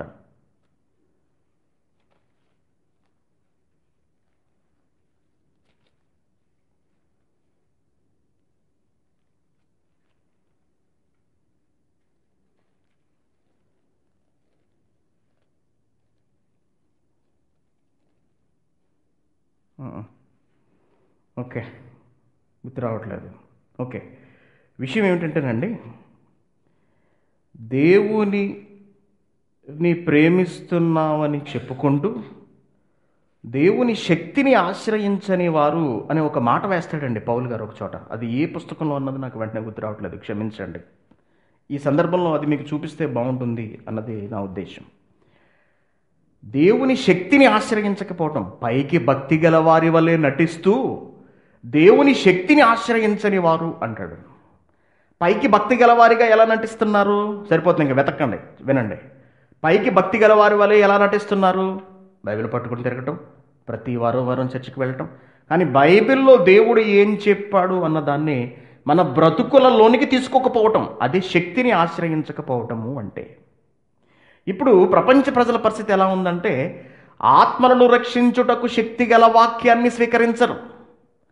శరీరాల కోరికలు తీర్చుకోవడానికి, శరీర అవసరాలు తీర్చడానికి అవసరమైన పదాలు, వచనాలు బైబిల్లో ఎక్కడున్నాయా అని వెతుకుతుంటాం మనం. మనకు అలవాటు కదా బాగా.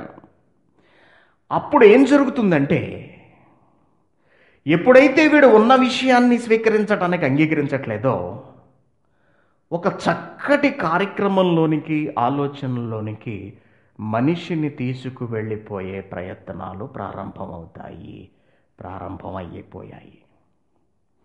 వాక్యం పరిపూర్ణం, సంపూర్ణం చేయబడింది. స్వస్థత వరములు, ఈ వరాలు అనేవి ఆగిపోయాయి అని డైరెక్ట్గా పౌలు గారే వ్రాసి తన పరిస్థితిని వివరించినప్పటికీ, దీన్ని స్వీకరించడానికి ప్రజలు ఇష్టపడనప్పుడు మరొకరు రంగ ప్రవేశం చేస్తారు. మరొక మాటలు ఈ సమాజంలోనికి వచ్చేస్తాయి. దానినే దేవుడు ఒక చక్కటి పేరు పెట్టాడు, మరి ఒక సువార్త. చూడండి, గలతీయులకు రాసిన పత్రిక 1వ అధ్యాయము 6వ వచనం. క్రీస్తు కృపను బట్టి మిమ్మల్ని పిలిచిన వానిని విడిచి భిన్నమైన సువార్త అన్నాడు. చూడండి, ఈ మాట విచిత్రంగా లేదా? ఏంటి, భిన్నమైన సువార్త ఒకటి ఉందా? ఎంతవరకు సువార్త అంటేనే మనకు తెలుసు. మరి ఈ భిన్నమైన సువార్త అంటే ఏమిటి? ఏమండి, భిన్నమైనది అంటే ఉన్నదానికి వ్యతిరేకమైనది అని అర్థం.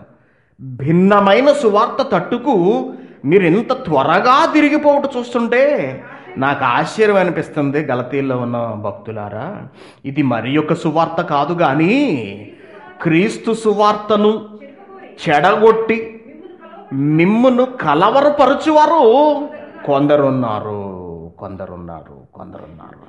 అంటే అప్పటికే క్రీస్తు చెప్పిన మాటలు, అపోస్తులు చెప్పిన మాటలను స్వీకరించటానికి ఇష్టం లేని సమాజం క్రీస్తు పేరుతో ఒక కొత్త విషయాలను, దేవుడు చెప్పని విషయాలను సమాజానికి పరిచయం చేయటం మొదలుపెట్టారు. అనేక మంది ఆ వైపునకు తిరిగిపోయారు. అప్పటికే ఎప్పుడు ప్రారంభమైపోయింది ఈ జబ్బు? ఇప్పుడు అనుకుంటున్నాం మనం, మొదటి శతాబ్దంలోనే ప్రారంభమైపోయిందండి. మొదటి శతాబ్దంలోనే ప్రారంభమైపోయింది. ఇది ఎందుకు సాధ్యమైందంటే, ఇది ఎలా సాధ్యం పడుతుంది అంటే, ఆనాటి నుంచి ఈనాటి వరకు కూడా దెస్సలోనికెలకు రాసిన పత్రిక చూడండి, మీకు అర్థమవుతుంది. దెస్సలోనికెలకు రాసిన 2వ పత్రిక 2వ అధ్యాయము 9వ వచనం. నశించుచున్నవారు తాము రక్షింపబడుటకై సత్య విషయమైన ప్రేమను అవలంబింపకపోయిరు గనుక అంటున్నాడు. చూడండి, చాలా జాగ్రత్తగా వినండి, చాలా కీలకమైన మాట ఈ మాట. రూప వింటున్నావా? విను. ఏమంటున్నాడు? నశించుచున్నవారు తాము రక్షింపబడుటకై సత్య విషయమైన ప్రేమను అవలంబించలేదు అంటున్నాడు. సత్య విషయమైన ప్రేమ అంటే, సత్యము అంటే వాక్యము, సత్యము అంటే వాక్యం, వాక్యము అంటే యేసుక్రీస్తు గారు చెప్పిన మాటలు, అనగా దేవుని చెప్పిన మాటలు. ఈ దేవుడు చెప్పిన మాటల మీద ఏమి లేదట? ప్రేమ లేదు. నేను దేవుడి మాటల మీద మనకి ఎప్పుడైనా ప్రేమ వచ్చిందండి? దేవుడి మాటలు ఎప్పుడైనా ప్రేమించామా? మనం ఎప్పుడు ప్రేమిస్తామండి? మనం ఎందుకు పిచ్చోళ్ళమండి? మనం అమ్మాయిల్ని ప్రేమిస్తాం, భార్యలను ప్రేమిస్తాం, పిల్లల్ని ప్రేమిస్తాం, భర్తలను ప్రేమిస్తాం, తల్లిదండ్రులు ప్రేమిస్తాం, డబ్బును ప్రేమిస్తాం, సమస్తాన్ని ప్రేమిస్తామండి, ఒక్క దేవుని మాటలను తప్పించి. చూడండి ఏమంటున్నాడు? నశించుచున్నవారు తాము రక్షింపబడుటకై సత్య విషయమైన ప్రేమను అవలంబించలేదు కాబట్టి, అంటే దేవుడు ఏం చెప్పాడో దాని మీద వీళ్ళు దృష్టి పెట్టలేదు కాబట్టి, దాన్ని స్వీకరించడానికి వీళ్ళు ఒప్పుకోవట్లేదు కాబట్టి, గనుక వాని రాక అన్నాడు. వాడొస్తాడట. అప్పుడు ఎవరొస్తారట? వాడొస్తాడు. ఎవడు వీడు? వాని రాక అబద్ధ విషయమైన సమస్త బలము. అంటే వీళ్ళు నిజాన్ని స్వీకరించట్లేదు. వాడొచ్చి ఏం చెబుతున్నాడు? అబద్ధం చెబుతాడు. అబద్ధ విషయమైన సమస్త బలముతోనూ. అప్పుడు వాడేం చేస్తాడంటే నానా విధములైన సూచక క్రియలతోనూ. బైబిల్ ఏం బోధిస్తుంది? సూచక క్రియలు చేసి మనిషిని నమ్మించటం అనే పరిస్థితి ఆగిపోయిందని బైబిల్ చెబుతుంటే, దాన్ని నమ్మట్లేదు కాబట్టి, ప్రజలు దాన్ని స్వీకరించే పరిస్థితిలో లేరు కాబట్టి, ఈ సూచక్రియలను ఇలాగే కంటిన్యూ చేసుకుంటూ వెళ్ళిపోతే దేవుడు చెప్పిన దానికి వీళ్ళు వ్యతిరేకంగా ప్రవర్తిస్తారు కాబట్టి, అలా ప్రవర్తించిన వాళ్ళు ఆజ్ఞను వ్యతిరేకిస్తున్నారు కాబట్టి, ఆజ్ఞ అతిక్రమమే పాపం కాబట్టి, పాపం వల్ల వచ్చే జీతం మరణం కాబట్టి, వీళ్ళందరూ తేలిగ్గా నరకానికి వెళ్ళిపోతారు అని ప్లాన్ చేసి వీడు ఎంటర్ అయ్యి ఆగిపోయిన స్వస్థత వరాలను, సూచక క్రియలను, అద్భుతాలను కొనసాగించటం మొదలు పెట్టాడండి. ఇప్పుడు చదవండి, మళ్ళీ మీకు అర్థమవుతుంది. వాని రాక అబద్ధ విషయమైన సమస్త బలముతోనూ నానా విధములైన సూచక్రియలతో. ఎవడో? అపోస్తుల్లా? యేసుక్రీస్తా? మరి ఎవరు? వాడు. ఎవడు వీడు?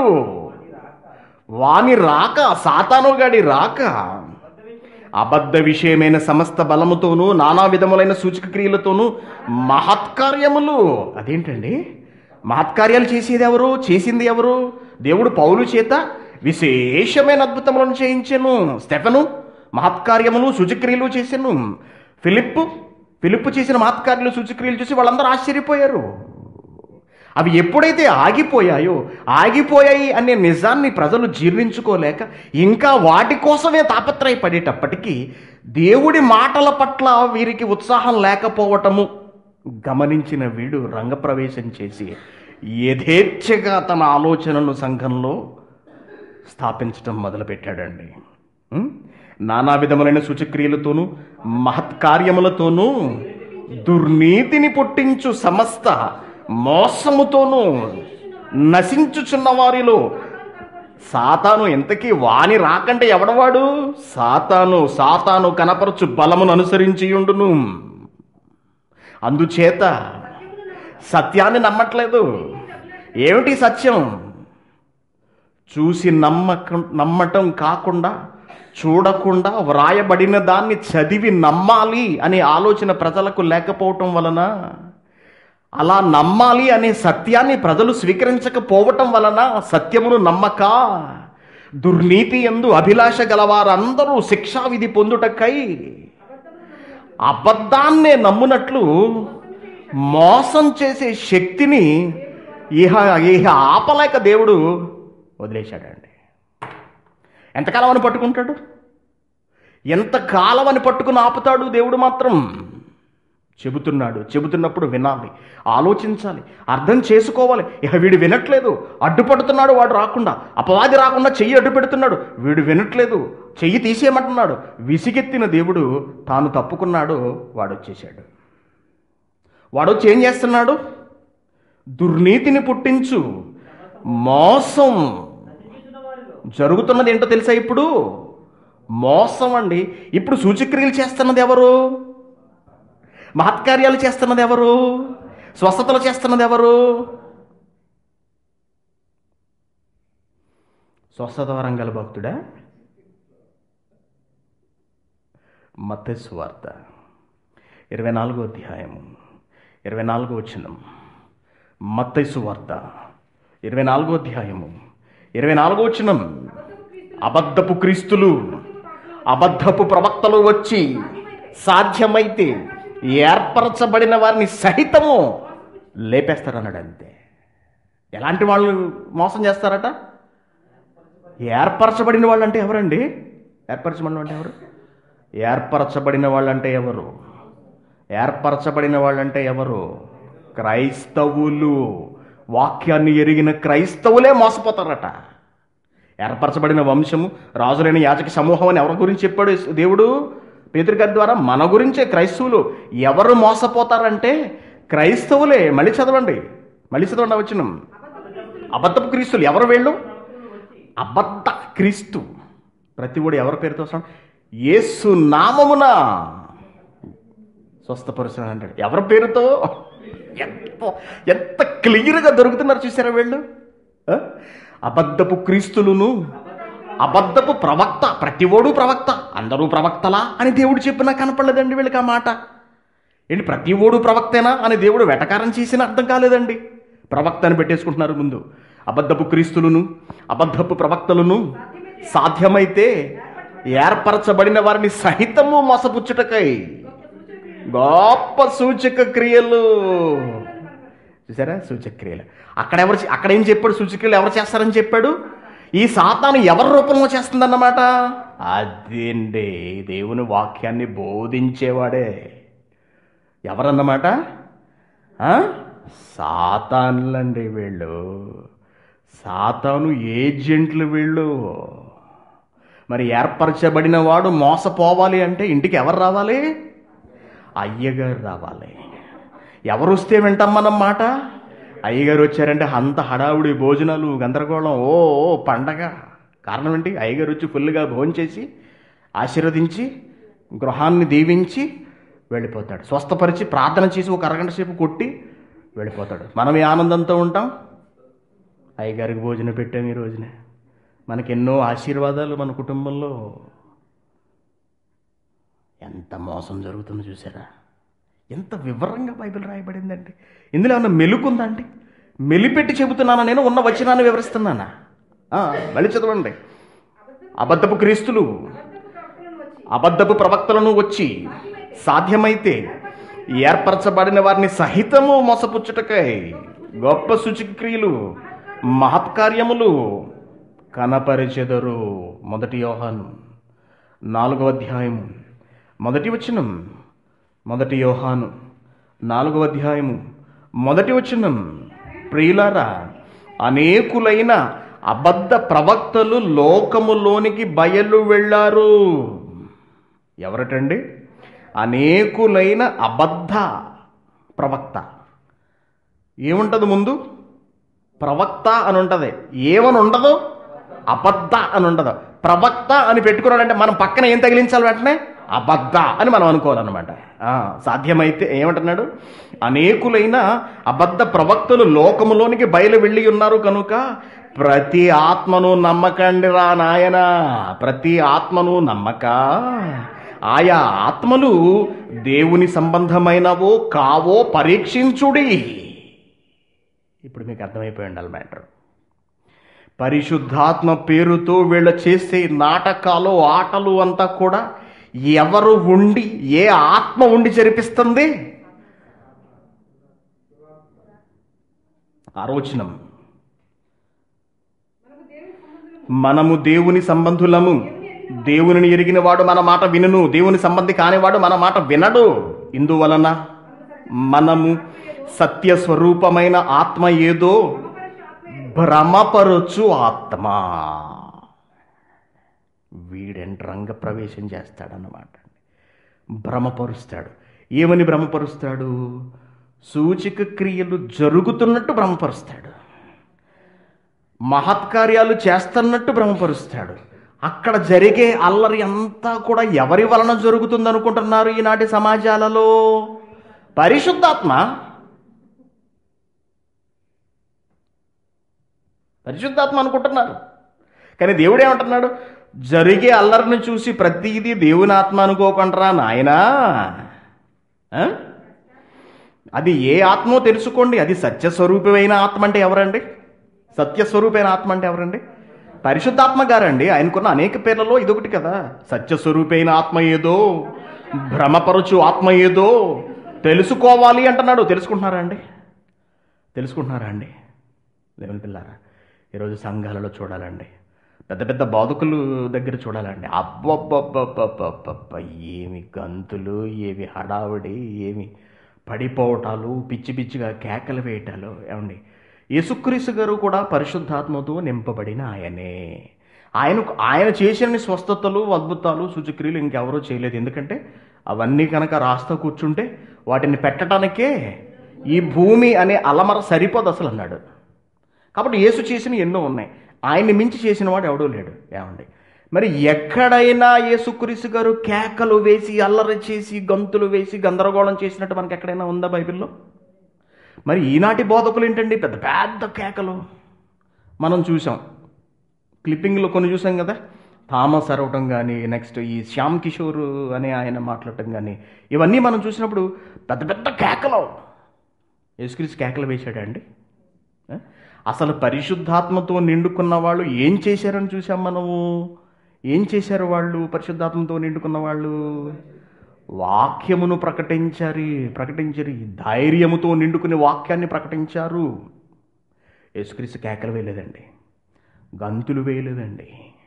మత్తయి సువార్త 12వ అధ్యాయము. మత్తయి సువార్త 12వ అధ్యాయంలో ఒక మంచి మాట మీకు కనిపిస్తుంది చూడండి. మత్తయి సువార్త 12వ అధ్యాయము.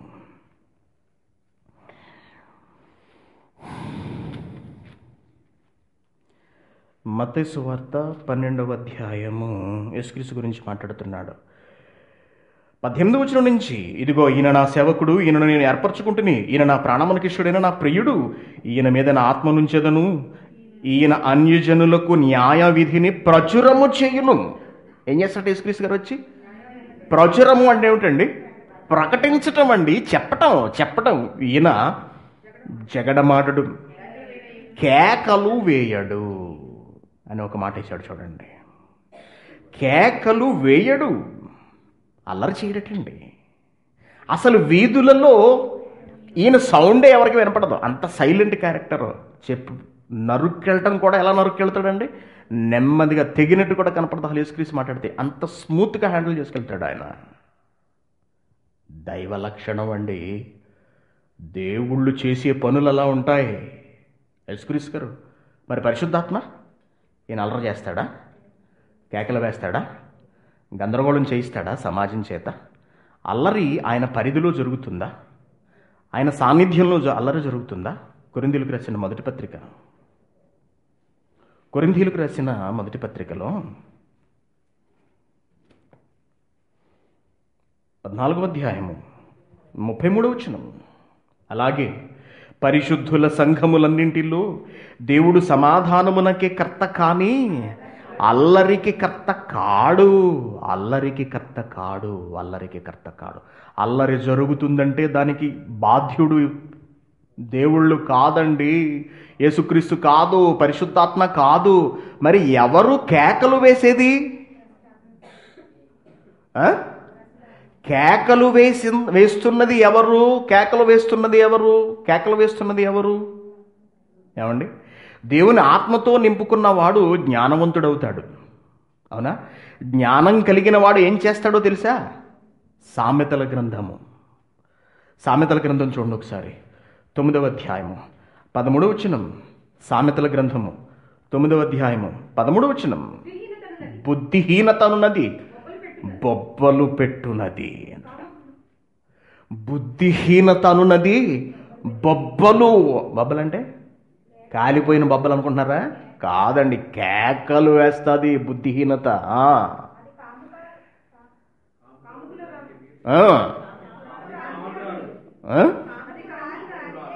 ఒక్క మొక్క అర్థం కాలేదు, ముగ్గురు చదివారు. అది కాముకురాలు, దానికేమీ తెలీదు అంటున్నాడు. ఏం చేస్తుందట అది? బుద్ధిహీనత అనేది ఏం చేస్తుంది? కేకలు వేస్తుంది అంటున్నాడు. మరి జ్ఞానం గలవాడు ఏం చేస్తాడు? బుద్ధిమంతుడు ఏం చేస్తాడు? జ్ఞానాన్ని ప్రకటిస్తాడండి, బుద్ధిమంతుడు ఏం చేస్తాడు చూడండి, 5వ అధ్యాయం 1వ వచనంలో. బుద్ధిమంతుడు ఏం చేస్తాడు చూడండి, మత్తయి సువార్త 5వ అధ్యాయము 1వ వచనంలో. బుద్ధిమంతుడు ఏం చేస్తాడు చూడండి, 5వ అధ్యాయం 1వ వచనం నుంచి. ఆయన ఆ జనసమూహమును చూచి కొండ ఎక్కి కూర్చుండగా ఆయన శిష్యులు ఆయన యొద్దకు వచ్చిరి. అప్పుడు ఆయన నోరు తెరిచి కేకలు బొబ్బలు వేయిచుండెను. అంతేనా? నోరు తెరిచి ఏం చేస్తున్నాడు? కేకలు వేయిచుండెను, బోధించుచుండెనండి. దేవుని ఆత్మతో నిండిన వాడు వాక్యాన్ని ప్రకటిస్తాడు. స్టెఫెను చేసింది అదే, పౌలు చేసింది అదే, అపోస్తులు చేసింది అదే, శిష్యులందరూ చేసింది అదే. వాక్యాన్ని ప్రకటించారు తప్పించి కేకలు ఎవరు వేయలేదండి. కేకలు వేసేది బుద్ధిహీనత. లూకా సువార్త 4వ అధ్యాయము 41వ వచనం. లూకా సువార్త 4వ అధ్యాయము 41వ వచనం. లూకా సువార్త 4:41.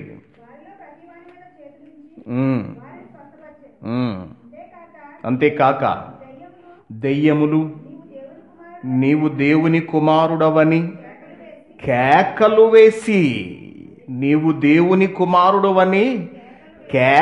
వేసి, అంటే కేకలు వేసేది ఎవరన్నమాట? దెయ్యములండి. మార్కు సువార్త 5వ అధ్యాయము 5వ వచనం. మార్కు సువార్త 5వ అధ్యాయము 5వ వచనం. వాడెల్లప్పుడూ రాత్రింపగళ్ళు సమాధులలోను కేకలు వేయచ్చు. ఎవడవాడు? దయ్యములు పట్టినవాడు. గుర్తున్నాడా? యేసుక్రీస్తుకి ఎదురుగా వస్తాడు. వాడు ఏం చేస్తాడట? కేకలు వేస్తున్నాడటండి. అపొస్తలుల కార్యములు 8వ అధ్యాయము 6వ వచనం. అపొస్తలుల కార్యములు 8వ అధ్యాయము 6వ వచనం. జనసమూహము విని ఫిలిప్పు చేసిన సూచక్రియలను చూసినందున అతడు చెప్పిన మాటల యందు ఏక మనస్సుతో లక్ష్యముంచగా అనేకులను పట్టిన అపవిత్రాత్మలు పెద్ద కేకలు వేసి వారిని వదిలిపోయాను. కేకలు వేసేది ఎవరో తెలుసా అండి? అపవిత్రాత్మ. తమిళది బెటరా ఒకసారి. ఇప్పుడు చూడండి, పరిశుద్ధాత్మ ఏం చేస్తున్నారు? చాలు.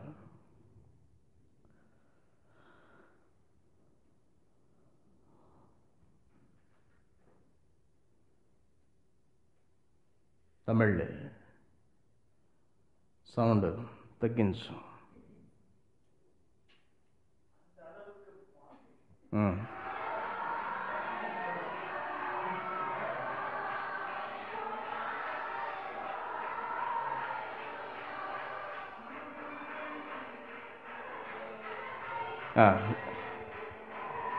అదేంటో తెలుసండి, పరిశుద్ధాత్ముడు వచ్చాడు అక్కడికి.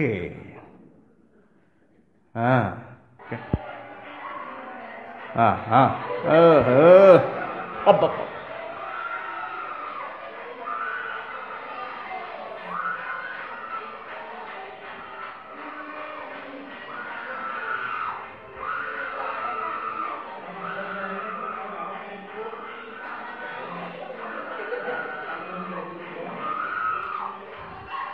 సౌండ్ తగ్గించరా.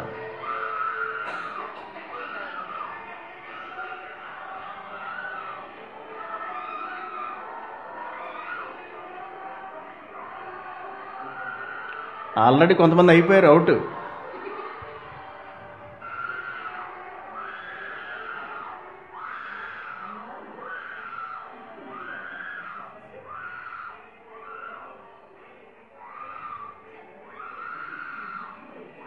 దుబాయ్ మ్యాచ్ స్నాప్ చేసే చూసారా దేవుని పిల్లరా, కేకలు కేకలు కేకలు.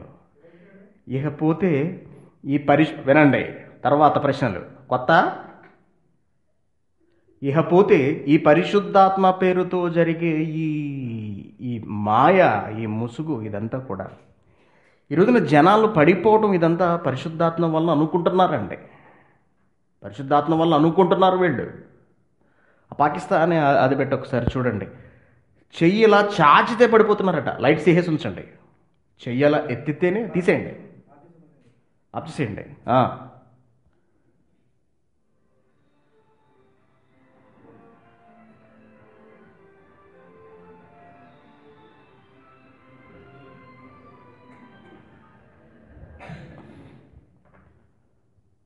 కళ్ళు మూసుకోండి, అందరూ ప్రార్థన చేస్తున్నారు.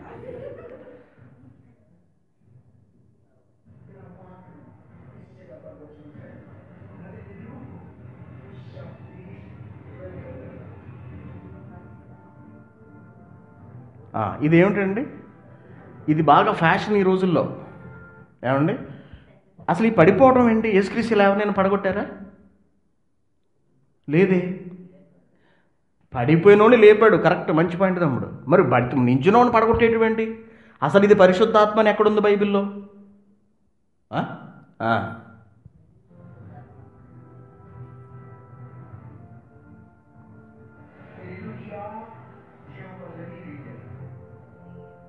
చేసి చెప్తున్నాడు చూడండి.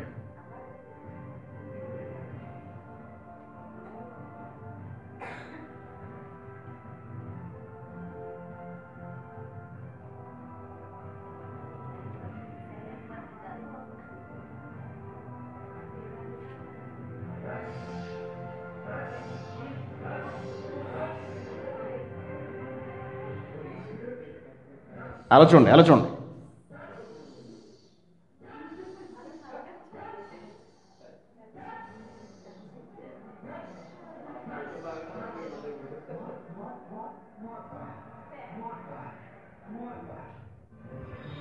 చూసారా అసలు ఏంటది? పరిశుద్ధాత్మ. పరిశుద్ధాత్మ అలా మనుషులను పడగొడతాడా అండి? వాక్యం చెప్పిస్తాడా? వాక్యం చెప్పిస్తాడు. మరి ఇది ఎక్కడి నుంచి వచ్చింది? ఏమిటిది? ఇది ఏ ఆత్మ? ఇది ఏ సువార్త? మరి యొక్క సువార్త. ఇదే భ్రమపరచు ఆత్మ. నెక్స్ట్ క్లిప్పింగ్ ఏదో పెట్టు, అది చివరి పెట్టు. అదే అయిపోయాడు ఆల్రెడీ ఒకటి.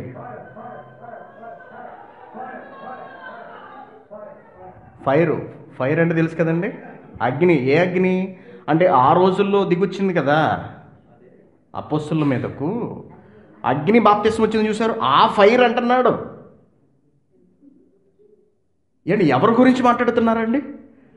ఎవరి గురించి మాట్లాడేటప్పుడు జాగ్రత్త అవసరమని చెప్పాడో ఆయన పేరుతోనే జరుగుతుంది ఇదంతా, పరిశుద్ధాత్మ దేవుని పేరుతోటి.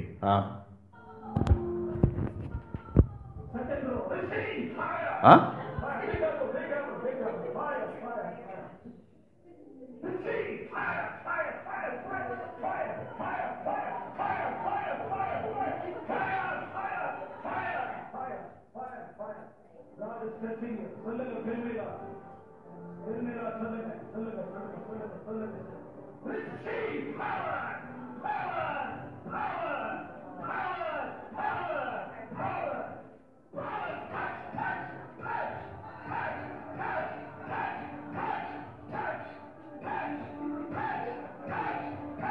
ఆప్ చేయి. వాడి కేకలు చూసారండి ఎలా ఉన్నాయో? వాక్యం ఉందా? మరి ఏం జరుగుతుంది? టచ్ ఏంటి? ఈ టచ్ ఏంటి అర్థం కాదు. నెక్స్ట్ క్లిప్పింగ్ ఏమన్నా చూడు. ఇంకేమన్నా కాస్త ముచ్చటైనా అది పెట్టా, ప్రదీప్ గడిది అది పెట్టు. సెకండ్ది అది కూడా ఫస్ట్గా ప్రదీపేనా? పెట్టు, ఫస్ట్ ప్రదీప్ది పెట్టు.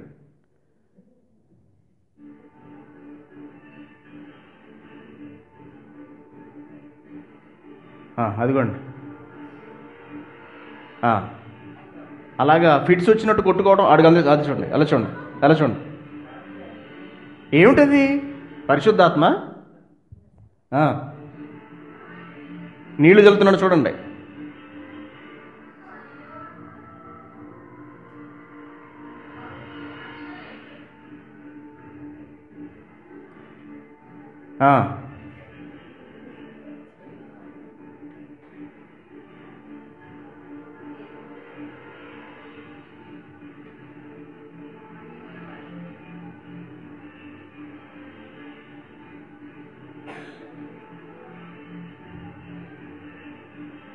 నెక్స్ట్ క్లిప్పింగ్ వెళ్ళు.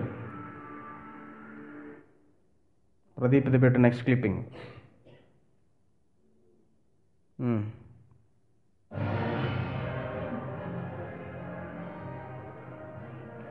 నీళ్లు చల్లుతుంటే పడిపోతున్నారండి. అది ఏమన్నా యాసిడ్డా ఏంటి? అసలు ఎందుకు పడిపోతున్నట్టు? ఏమండి, ఎందుకు పడుతున్నట్టు?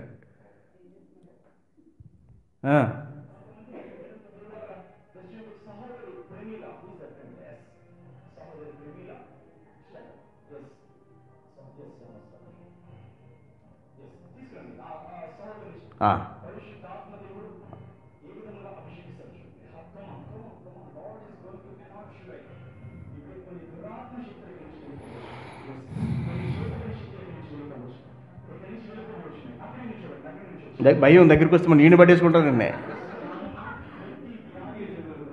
పిలుస్తుంది, రా రా రా పిలుస్తుంది.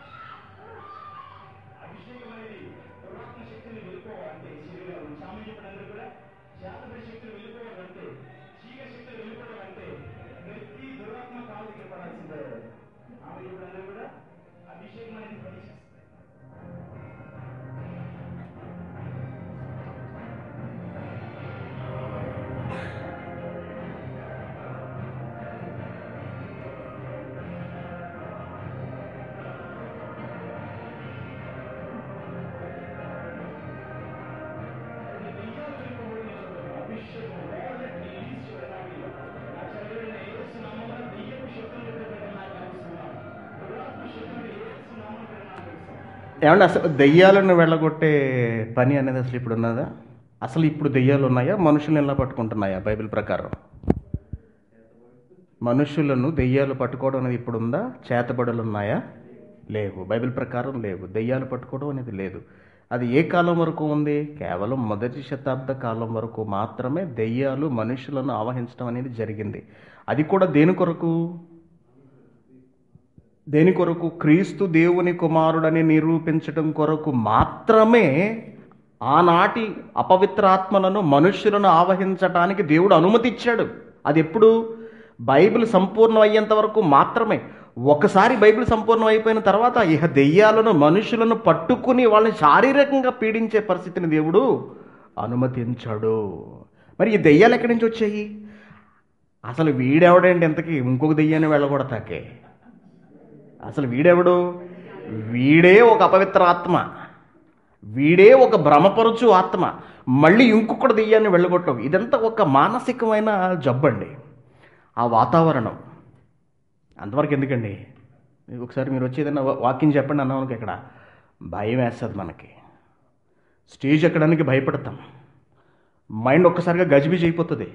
అంతవరకు చెప్పదలుచుకున్నదంతా ఇక్కడికి వచ్చేటికి మర్చిపోతాం.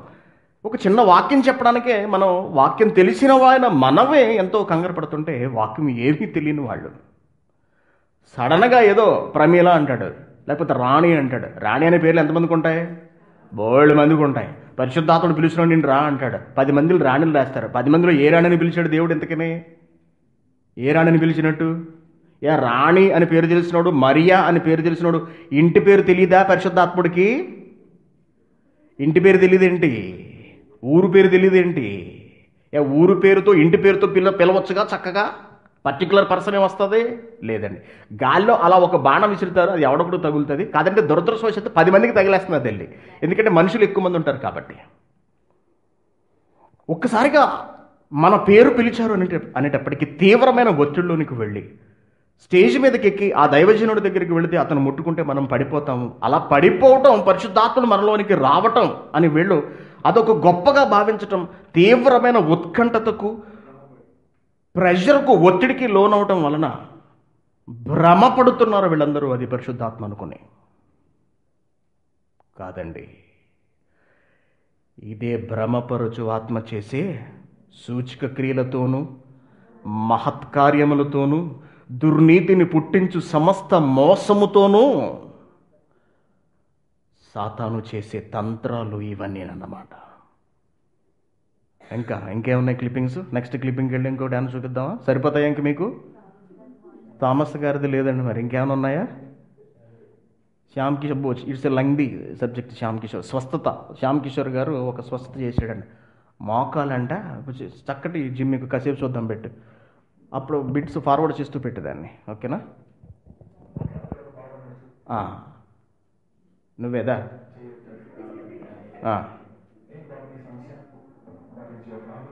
ఫార్వర్డ్ చేయి. మోకాలు నొప్పి,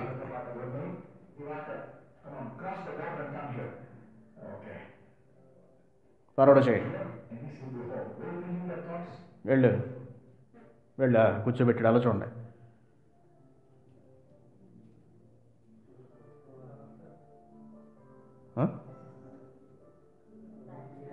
ఫిజియోథెరపీ అంటారు చూసారా? ఫిజియోథెరపీ.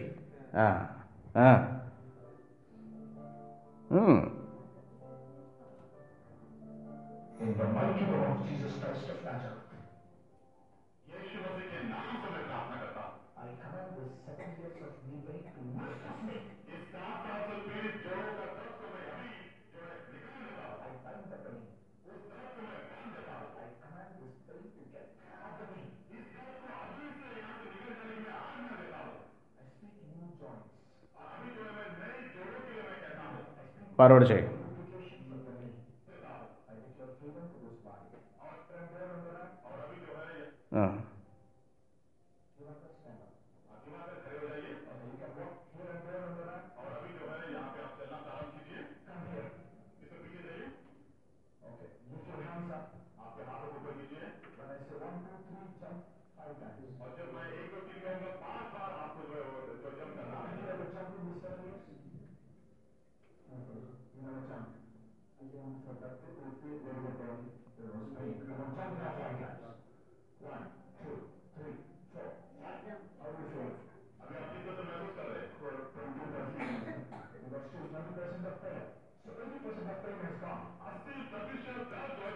ఫార్వర్డ్ చేయరా?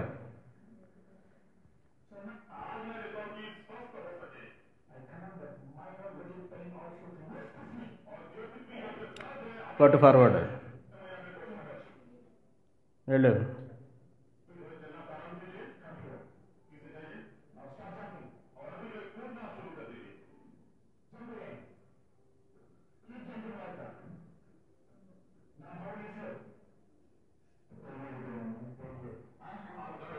అయిపోయింది స్వస్థత.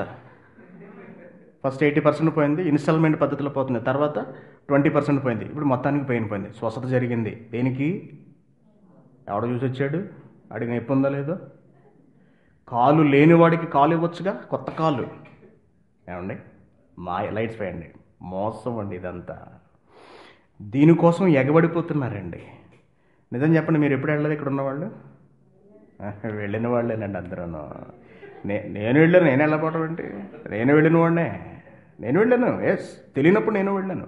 అది నిజం అనుకున్నాను, కానీ అది మోసం అని తెలియదండి. ఇది మోసం. దేవుని పిల్లలారా, ఎవరి పేరుతో జరిగే మోసం తెలుసా అండి? పరిశుద్ధాత్మ దేవుని పేరుతో జరిగే మోసం. ఆయన అల్లరికి కర్త కాదు. ఇది కాదు నేను పనిచేసే విధానం. ఈ లోకంలో జబ్బులు తీయటానికి, డబ్బులు ఇవ్వటానికి, బిల్డింగులు కట్టించడానికి కాదు నేనుంటా. నేను కేకలు వేయను, నేను గంతులు వేయను.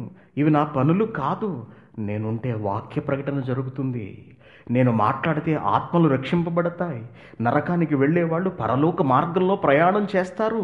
నేను మిమ్మల్ని ఈ లోకం నుంచి మరొక లోకానికి తీసుకువెళ్ళటానికి వచ్చిన వాడను అని ఆయన బైబిల్లో ఘోషిస్తుంటే ఈరోజు ఎవరు నమ్ముతున్నారు చెప్పండి?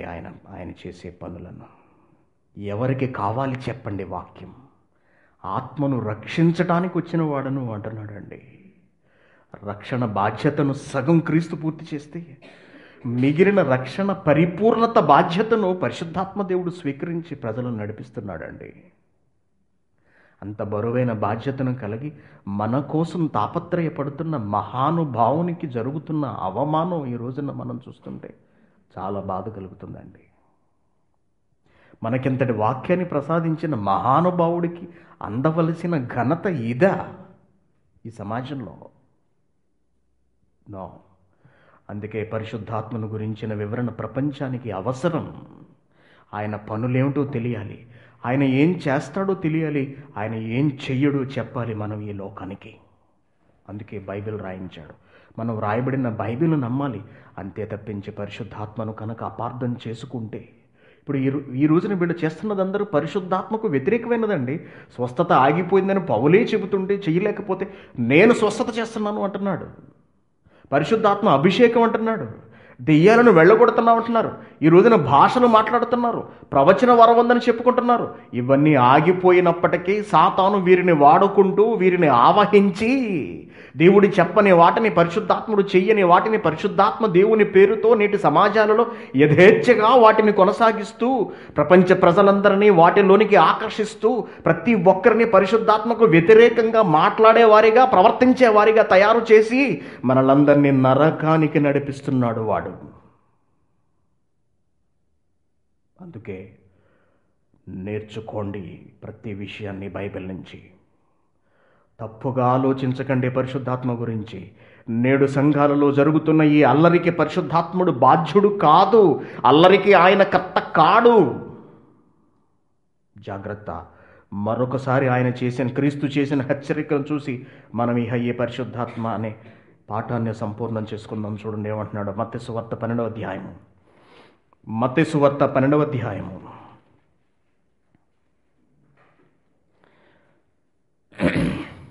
31వ వచనం. కాబట్టి నేను మీతో చెప్పినది ఏమనగా, మనుషులు చేయు ప్రతి పాపమును దూషణయో వారికి క్షమింపబడును గాని ఆత్మ విషయమైన దూషణకు పాపక్షమాపణ లేదు. మనుష్య కుమారునికి విరోధముగా మాటలాడు వానికి పాపక్షమాపణ కలదు, కానీ పరిశుద్ధాత్మకు విరోధముగా మాటలాడు వానికి ఈ యుగమందైనను రాబో యుగమందైనను పాపక్షమాపణ లేదు అంటున్నాడు. దేవుని పిల్లలారా, ఎక్కడ చెప్పేదైనా వాక్యమే కదా. అక్కడ వాక్యం ఉంది, ఇక్కడ వాక్యం ఉంది. అదే బైబిల్ ఓపెన్ చేసి వాళ్ళు చెబుతున్నారు, ఇక్కడ కూడా అదే బైబిల్ ఓపెన్ చేసి చెబుతున్నారు అనుకుంటూ మీరు ప్రతి చోటకి వెళ్ళి అక్కడికి వెళ్ళే తప్పులలో కనుక మీరు కూర్చుంటే, జస్ట్ కూర్చుంటే అయిపోతారు. జాగ్రత్త. మీ వ్యక్తిగత అవసరాలకో, వ్యక్తిగత కారణాలకో, సంఘంలో మాకేదో మేలు జరిగిందనో అక్కడ జరిగే ప్రతి తప్పును సమర్థిస్తూ మీరు అక్కడ కూర్చున్నారా, వాళ్ళు చేసే పనిలో మీరు కూడా పాలిభాగస్తులైపోతారు. జాగ్రత్త. ఈరోజు సంఘాలలో ప్రార్థన దగ్గర నుంచి, ప్రారంభ ప్రార్థన దగ్గర నుంచి ముగింపు ప్రార్థన వరకు జరుగుతున్నదంతా పరిశుద్ధాత్మకు వ్యతిరేకమైనది. ఆలోచించుకోండి. నిర్ణయం మీకే విడిచిపెడుతున్నాను. క్రీస్తు బోధలో నిలిచి ఉండండి. దేవుడు బైబిల్లో రాయించిన బోధను పరిశీలించండి. మీ ఆత్మను రక్షించుకోండి. ఏ బోధ అయినా ఒకటే కదా అని అనుకున్నారా? 2వ పత్రిక యోహాను 2వ పత్రిక 9వ వచనం. 2వ పత్రిక 9వ వచనం. క్రీస్తు బోధ యందు నిలిచి ఉండక దానిని విడిచి ముందునకు సాగు ప్రతివాడు దేవునిని అంగీకరింపనివాడు. క్రీస్తు బోధ ఏ బోధ? చూసి నమ్మిన వారి కంటే చూడక నమ్మువారు ధన్యులురా అని దేవుడు చెబుతుంటే, బైబిల్లో వాక్యము, పరిశుద్ధాత్మ వరాలు అనేవి నిలిచిపోయాయని ఘోషిస్తుంటే, ఈ క్రీస్తు బోధను నమ్మక దాన్ని వదిలేశారు. దాన్ని పక్కకు పెట్టేసి ముందుకెళ్ళిపోతున్నారు. ప్రతి ఒక్కళ్ళు తమ ఇష్టం వచ్చినట్టు ముందునకు సాగు ప్రతి వాడు. వీళ్ళందరూ కూడా దేవుని పనిలో ఉన్నామనుకుంటూ మోసపోతున్న, దేవుని సేవ చేస్తున్నామని చెప్పుకుంటూ మోసగిస్తున్న మోసగాళ్ళు వీళ్ళందరూ కూడా. క్రీస్తు బోధ యందు నిలిచి లేరు వీళ్ళెవరు? దానిని విడిచి ముందునకు సాగు ప్రతి వాళ్ళు దేవుని అంగీకరింపని వారు. 10వ వచనం. ఎవడైనను ఈ బోధ, నేను ఇప్పుడు చెప్పాను చూశారు, ఈ బోధ ఏమంటున్నారు మనల్ని? పరిశుద్ధాత్మ లేదని మనం చెబుతున్నామంట. పరిశుద్ధాత్మ లేదని నేను చెప్పానండి 5 క్లాసెస్లోనూ. పరిశుద్ధాత్మ ఉంది, ఆయన చేసే పనులు ఏమిటి చెబుతున్నానా? పరిశుద్ధాత్మ లేదంటున్నావా? వీళ్ళు చేసేది మాత్రం పరిశుద్ధాత్మ కాదని చెబుతున్నాం మనం. అది భ్రమపరచు ఆత్మ అని బైబిల్ చెప్పిందని చెబుతున్నాము. నా సొంత అభిప్రాయాలు నేను ఎందుకు చెబుతాను? తండ్రి గారు ఎందుకు చెబుతారు? పిడి సుందరరావు గారు పరిశుద్ధాత్మ లేదంటారు. పిడి సుందరరావు శిష్యులు పరిశుద్ధాత్మ లేదంటారు. స్వస్థత లేవంటారు. స్వస్థత లేదు అనం, స్వస్థత ఉంది. స్వస్థత ఎలా జరుగుతుంది? ఇప్పుడు నువ్వు ఇంట్లో కూర్చుని, తండ్రి నాకు ఒంట్లో బాలేదు, నన్ను స్వస్థపరచు అంటే నిన్ను స్వస్థపరుస్తాడు దేవుడు. అంతే తప్పించి నాకు స్వస్థత కలిగేలా ప్రార్థన చేయండి నువ్వు పాష దగ్గరికి వెళ్ళావనుకో, వాడికి స్వస్థత వరం ఉందా? లేదు. వీడేం చెబుతాడు? నేను ప్రార్థన చేస్తే రోగులు స్వస్థపరుచున్నారు, కొంటివారు నడుస్తున్నారు, గుడ్డివారు చూచుచున్నారు, చెవిటి వాళ్ళు వింటున్నారు, మోకాళ్ళ నొప్పులు పోతున్నాయి, కంట్లో నొప్పులు పోతున్నాయి, కలుపులు కంతులు పోతున్నాయి. ఈ సొల్లు కబుర్లు చెప్పడం కాదు. దేవుడు స్వస్థపరుస్తాడు నిన్ను. ఎప్పుడో తెలుసా? నీ అంతటా నువ్వు అడగాలే తప్పించి ఈ రోజున ఎవడికి స్వస్థత వరాలు అనేవి లేవు. ఇది మేము చెప్పేది. ఈ రోజున స్వస్థత చేసే శక్తి ఎవరికి లేదు. కానీ దేవుడు నేను స్వస్థపరుస్తాడు ఎప్పుడు? నీ అంతటా నువ్వు దేవుడిని అడిగినప్పుడు, నీ పని దేవుడికి నచ్చినప్పుడు, నీ వలన ఈ ప్రపంచంలో పని ఉందనుకుంటే నిన్ను ఏ జబ్బు రాకుండా దేవుడు కాపాడతాడు. ఆ హామీ నువ్వు దేవునికి ఇవ్వగలిగినప్పుడు దేవుడు స్వస్థపరుస్తాడు. అర్థమైందా? అంతేగాని పరిశుద్ధాత్మ లేదని చెప్పం, స్వస్థత లేదు అని చెప్పం. పరిశుద్ధాత్మ వరాలు ఆగిపోయాయని చెబుతాము. ఇప్పుడు పరిశుద్ధాత్మ పనులు ఎలా ఉంటాయో వివరిస్తాం. కాబట్టి దేవుని పిల్లరా, ఈ బోధ ఏమంటున్నాడు? ఎవడైనను ఈ బోధను తేక, మీ యొద్దకు వస్తున్నారు కదా అందరూ, మీ గృహదర్శనం చేయట్లేదు ఎవరు? మీ యొద్దకు రావడం కాదు, మీరే వాళ్ళ యొద్దకు వెళ్ళిపోతున్నారు. అవునా కదా? ఎవడైనను ఈ బోధను తేక మీరు కూడా వాళ్ళ యొద్దకు వెళ్ళిన ఎడల వానిని అసలు ఇంట్లోకి రానివద్దు అంటున్నాడు దేవుడు. అసలు కొంపలో అడుగు పెట్టనివ్వకండి. అయ్యగారు అంగేసుకుని వచ్చాడా? భారీ విగ్రహమా? ఏమండి? ఏం సార్ మోసి గారు, ఎలా జరుగుతుంది కార్యక్రమం? అంతా బాగుందా? ఎవడైనను ఈ బోధను తేక, అది తప్పుడు బోధ, వాడు చెప్పేది తప్పుడు బోధను తెలుసుండి కూడా ఈ బోధను తేక మీ యొద్దకు వస్తే ఎవడైనా ప్రార్థన చేస్తామని కొంపలో అడుగు పెట్టనివ్వకండి. వందనాలు అయ్యగారు, సలామలైకుం, శుభమని వానితో చెప్పనవద్దు. శుభమని వానితో ఎవడైతే చెబుతాడో వాడు చేస్తున్నాడు, కానీ నువ్వేం చెప్పావు? వందనాలు అన్నావు అంతే. వందనములు చెప్పువాడు వాని దుష్టక్రియలు, దుష్టక్రియ అంటే, దుష్టులు అంటే ఎవరండి? సాతానండి. వాని దుష్టక్రియలలో వందనాలని చెప్పిన వాడు కూడా కలిసిపోతాడు. పార్ట్నర్, వీళ్ళిద్దరు తోడుదంగలు అన్నాడు అంతే దేవుడు. ఎంత ప్రమాదం ఉందో చూడండి వాక్యంలో. ఏమనుకుంటున్నారు క్రైస్తవులు అసలు బైబిల్ అంటే? కాబట్టి జాగ్రత్తగా ఉండండి దేవుని పిల్లలారా. పరిశుద్ధాత్మ ముసుగులో భ్రష్టుడు ఆడిస్తున్న నాటకం ఇదంతా కూడా. చెప్పండి ఈ ప్రపంచానికి, కళ్ళు తెరిపించండి ఈ అమాయక ప్రపంచానికి. మన ప్రాణాలు పోయినా సరే ఈ నిజం ఈ లోకానికి తెలియాలి. అందుకే నేను అంత కఠినంగా మాట్లాడతాను. చెప్పండి వెళ్ళి మీ బాధకులకి, మూతి మీద మీసం ఉన్నవాడు ఎవడైనా సరే కోవిడ్లో ఉంటే, స్వస్థత నేను చేస్తానని వాడు ఎవడైనా ఉంటే నా దగ్గర తీసుకురండి. మగతనం ఉన్నవాడు ఎవడైనా, నేను ప్రార్థన చేసి స్వస్థత జరుగుతుంది అనేవాడు ఎవడైనా ఉంటే, Bible research centre Kuwait principal Suresh రమ్మన్నాడని చెప్పండి.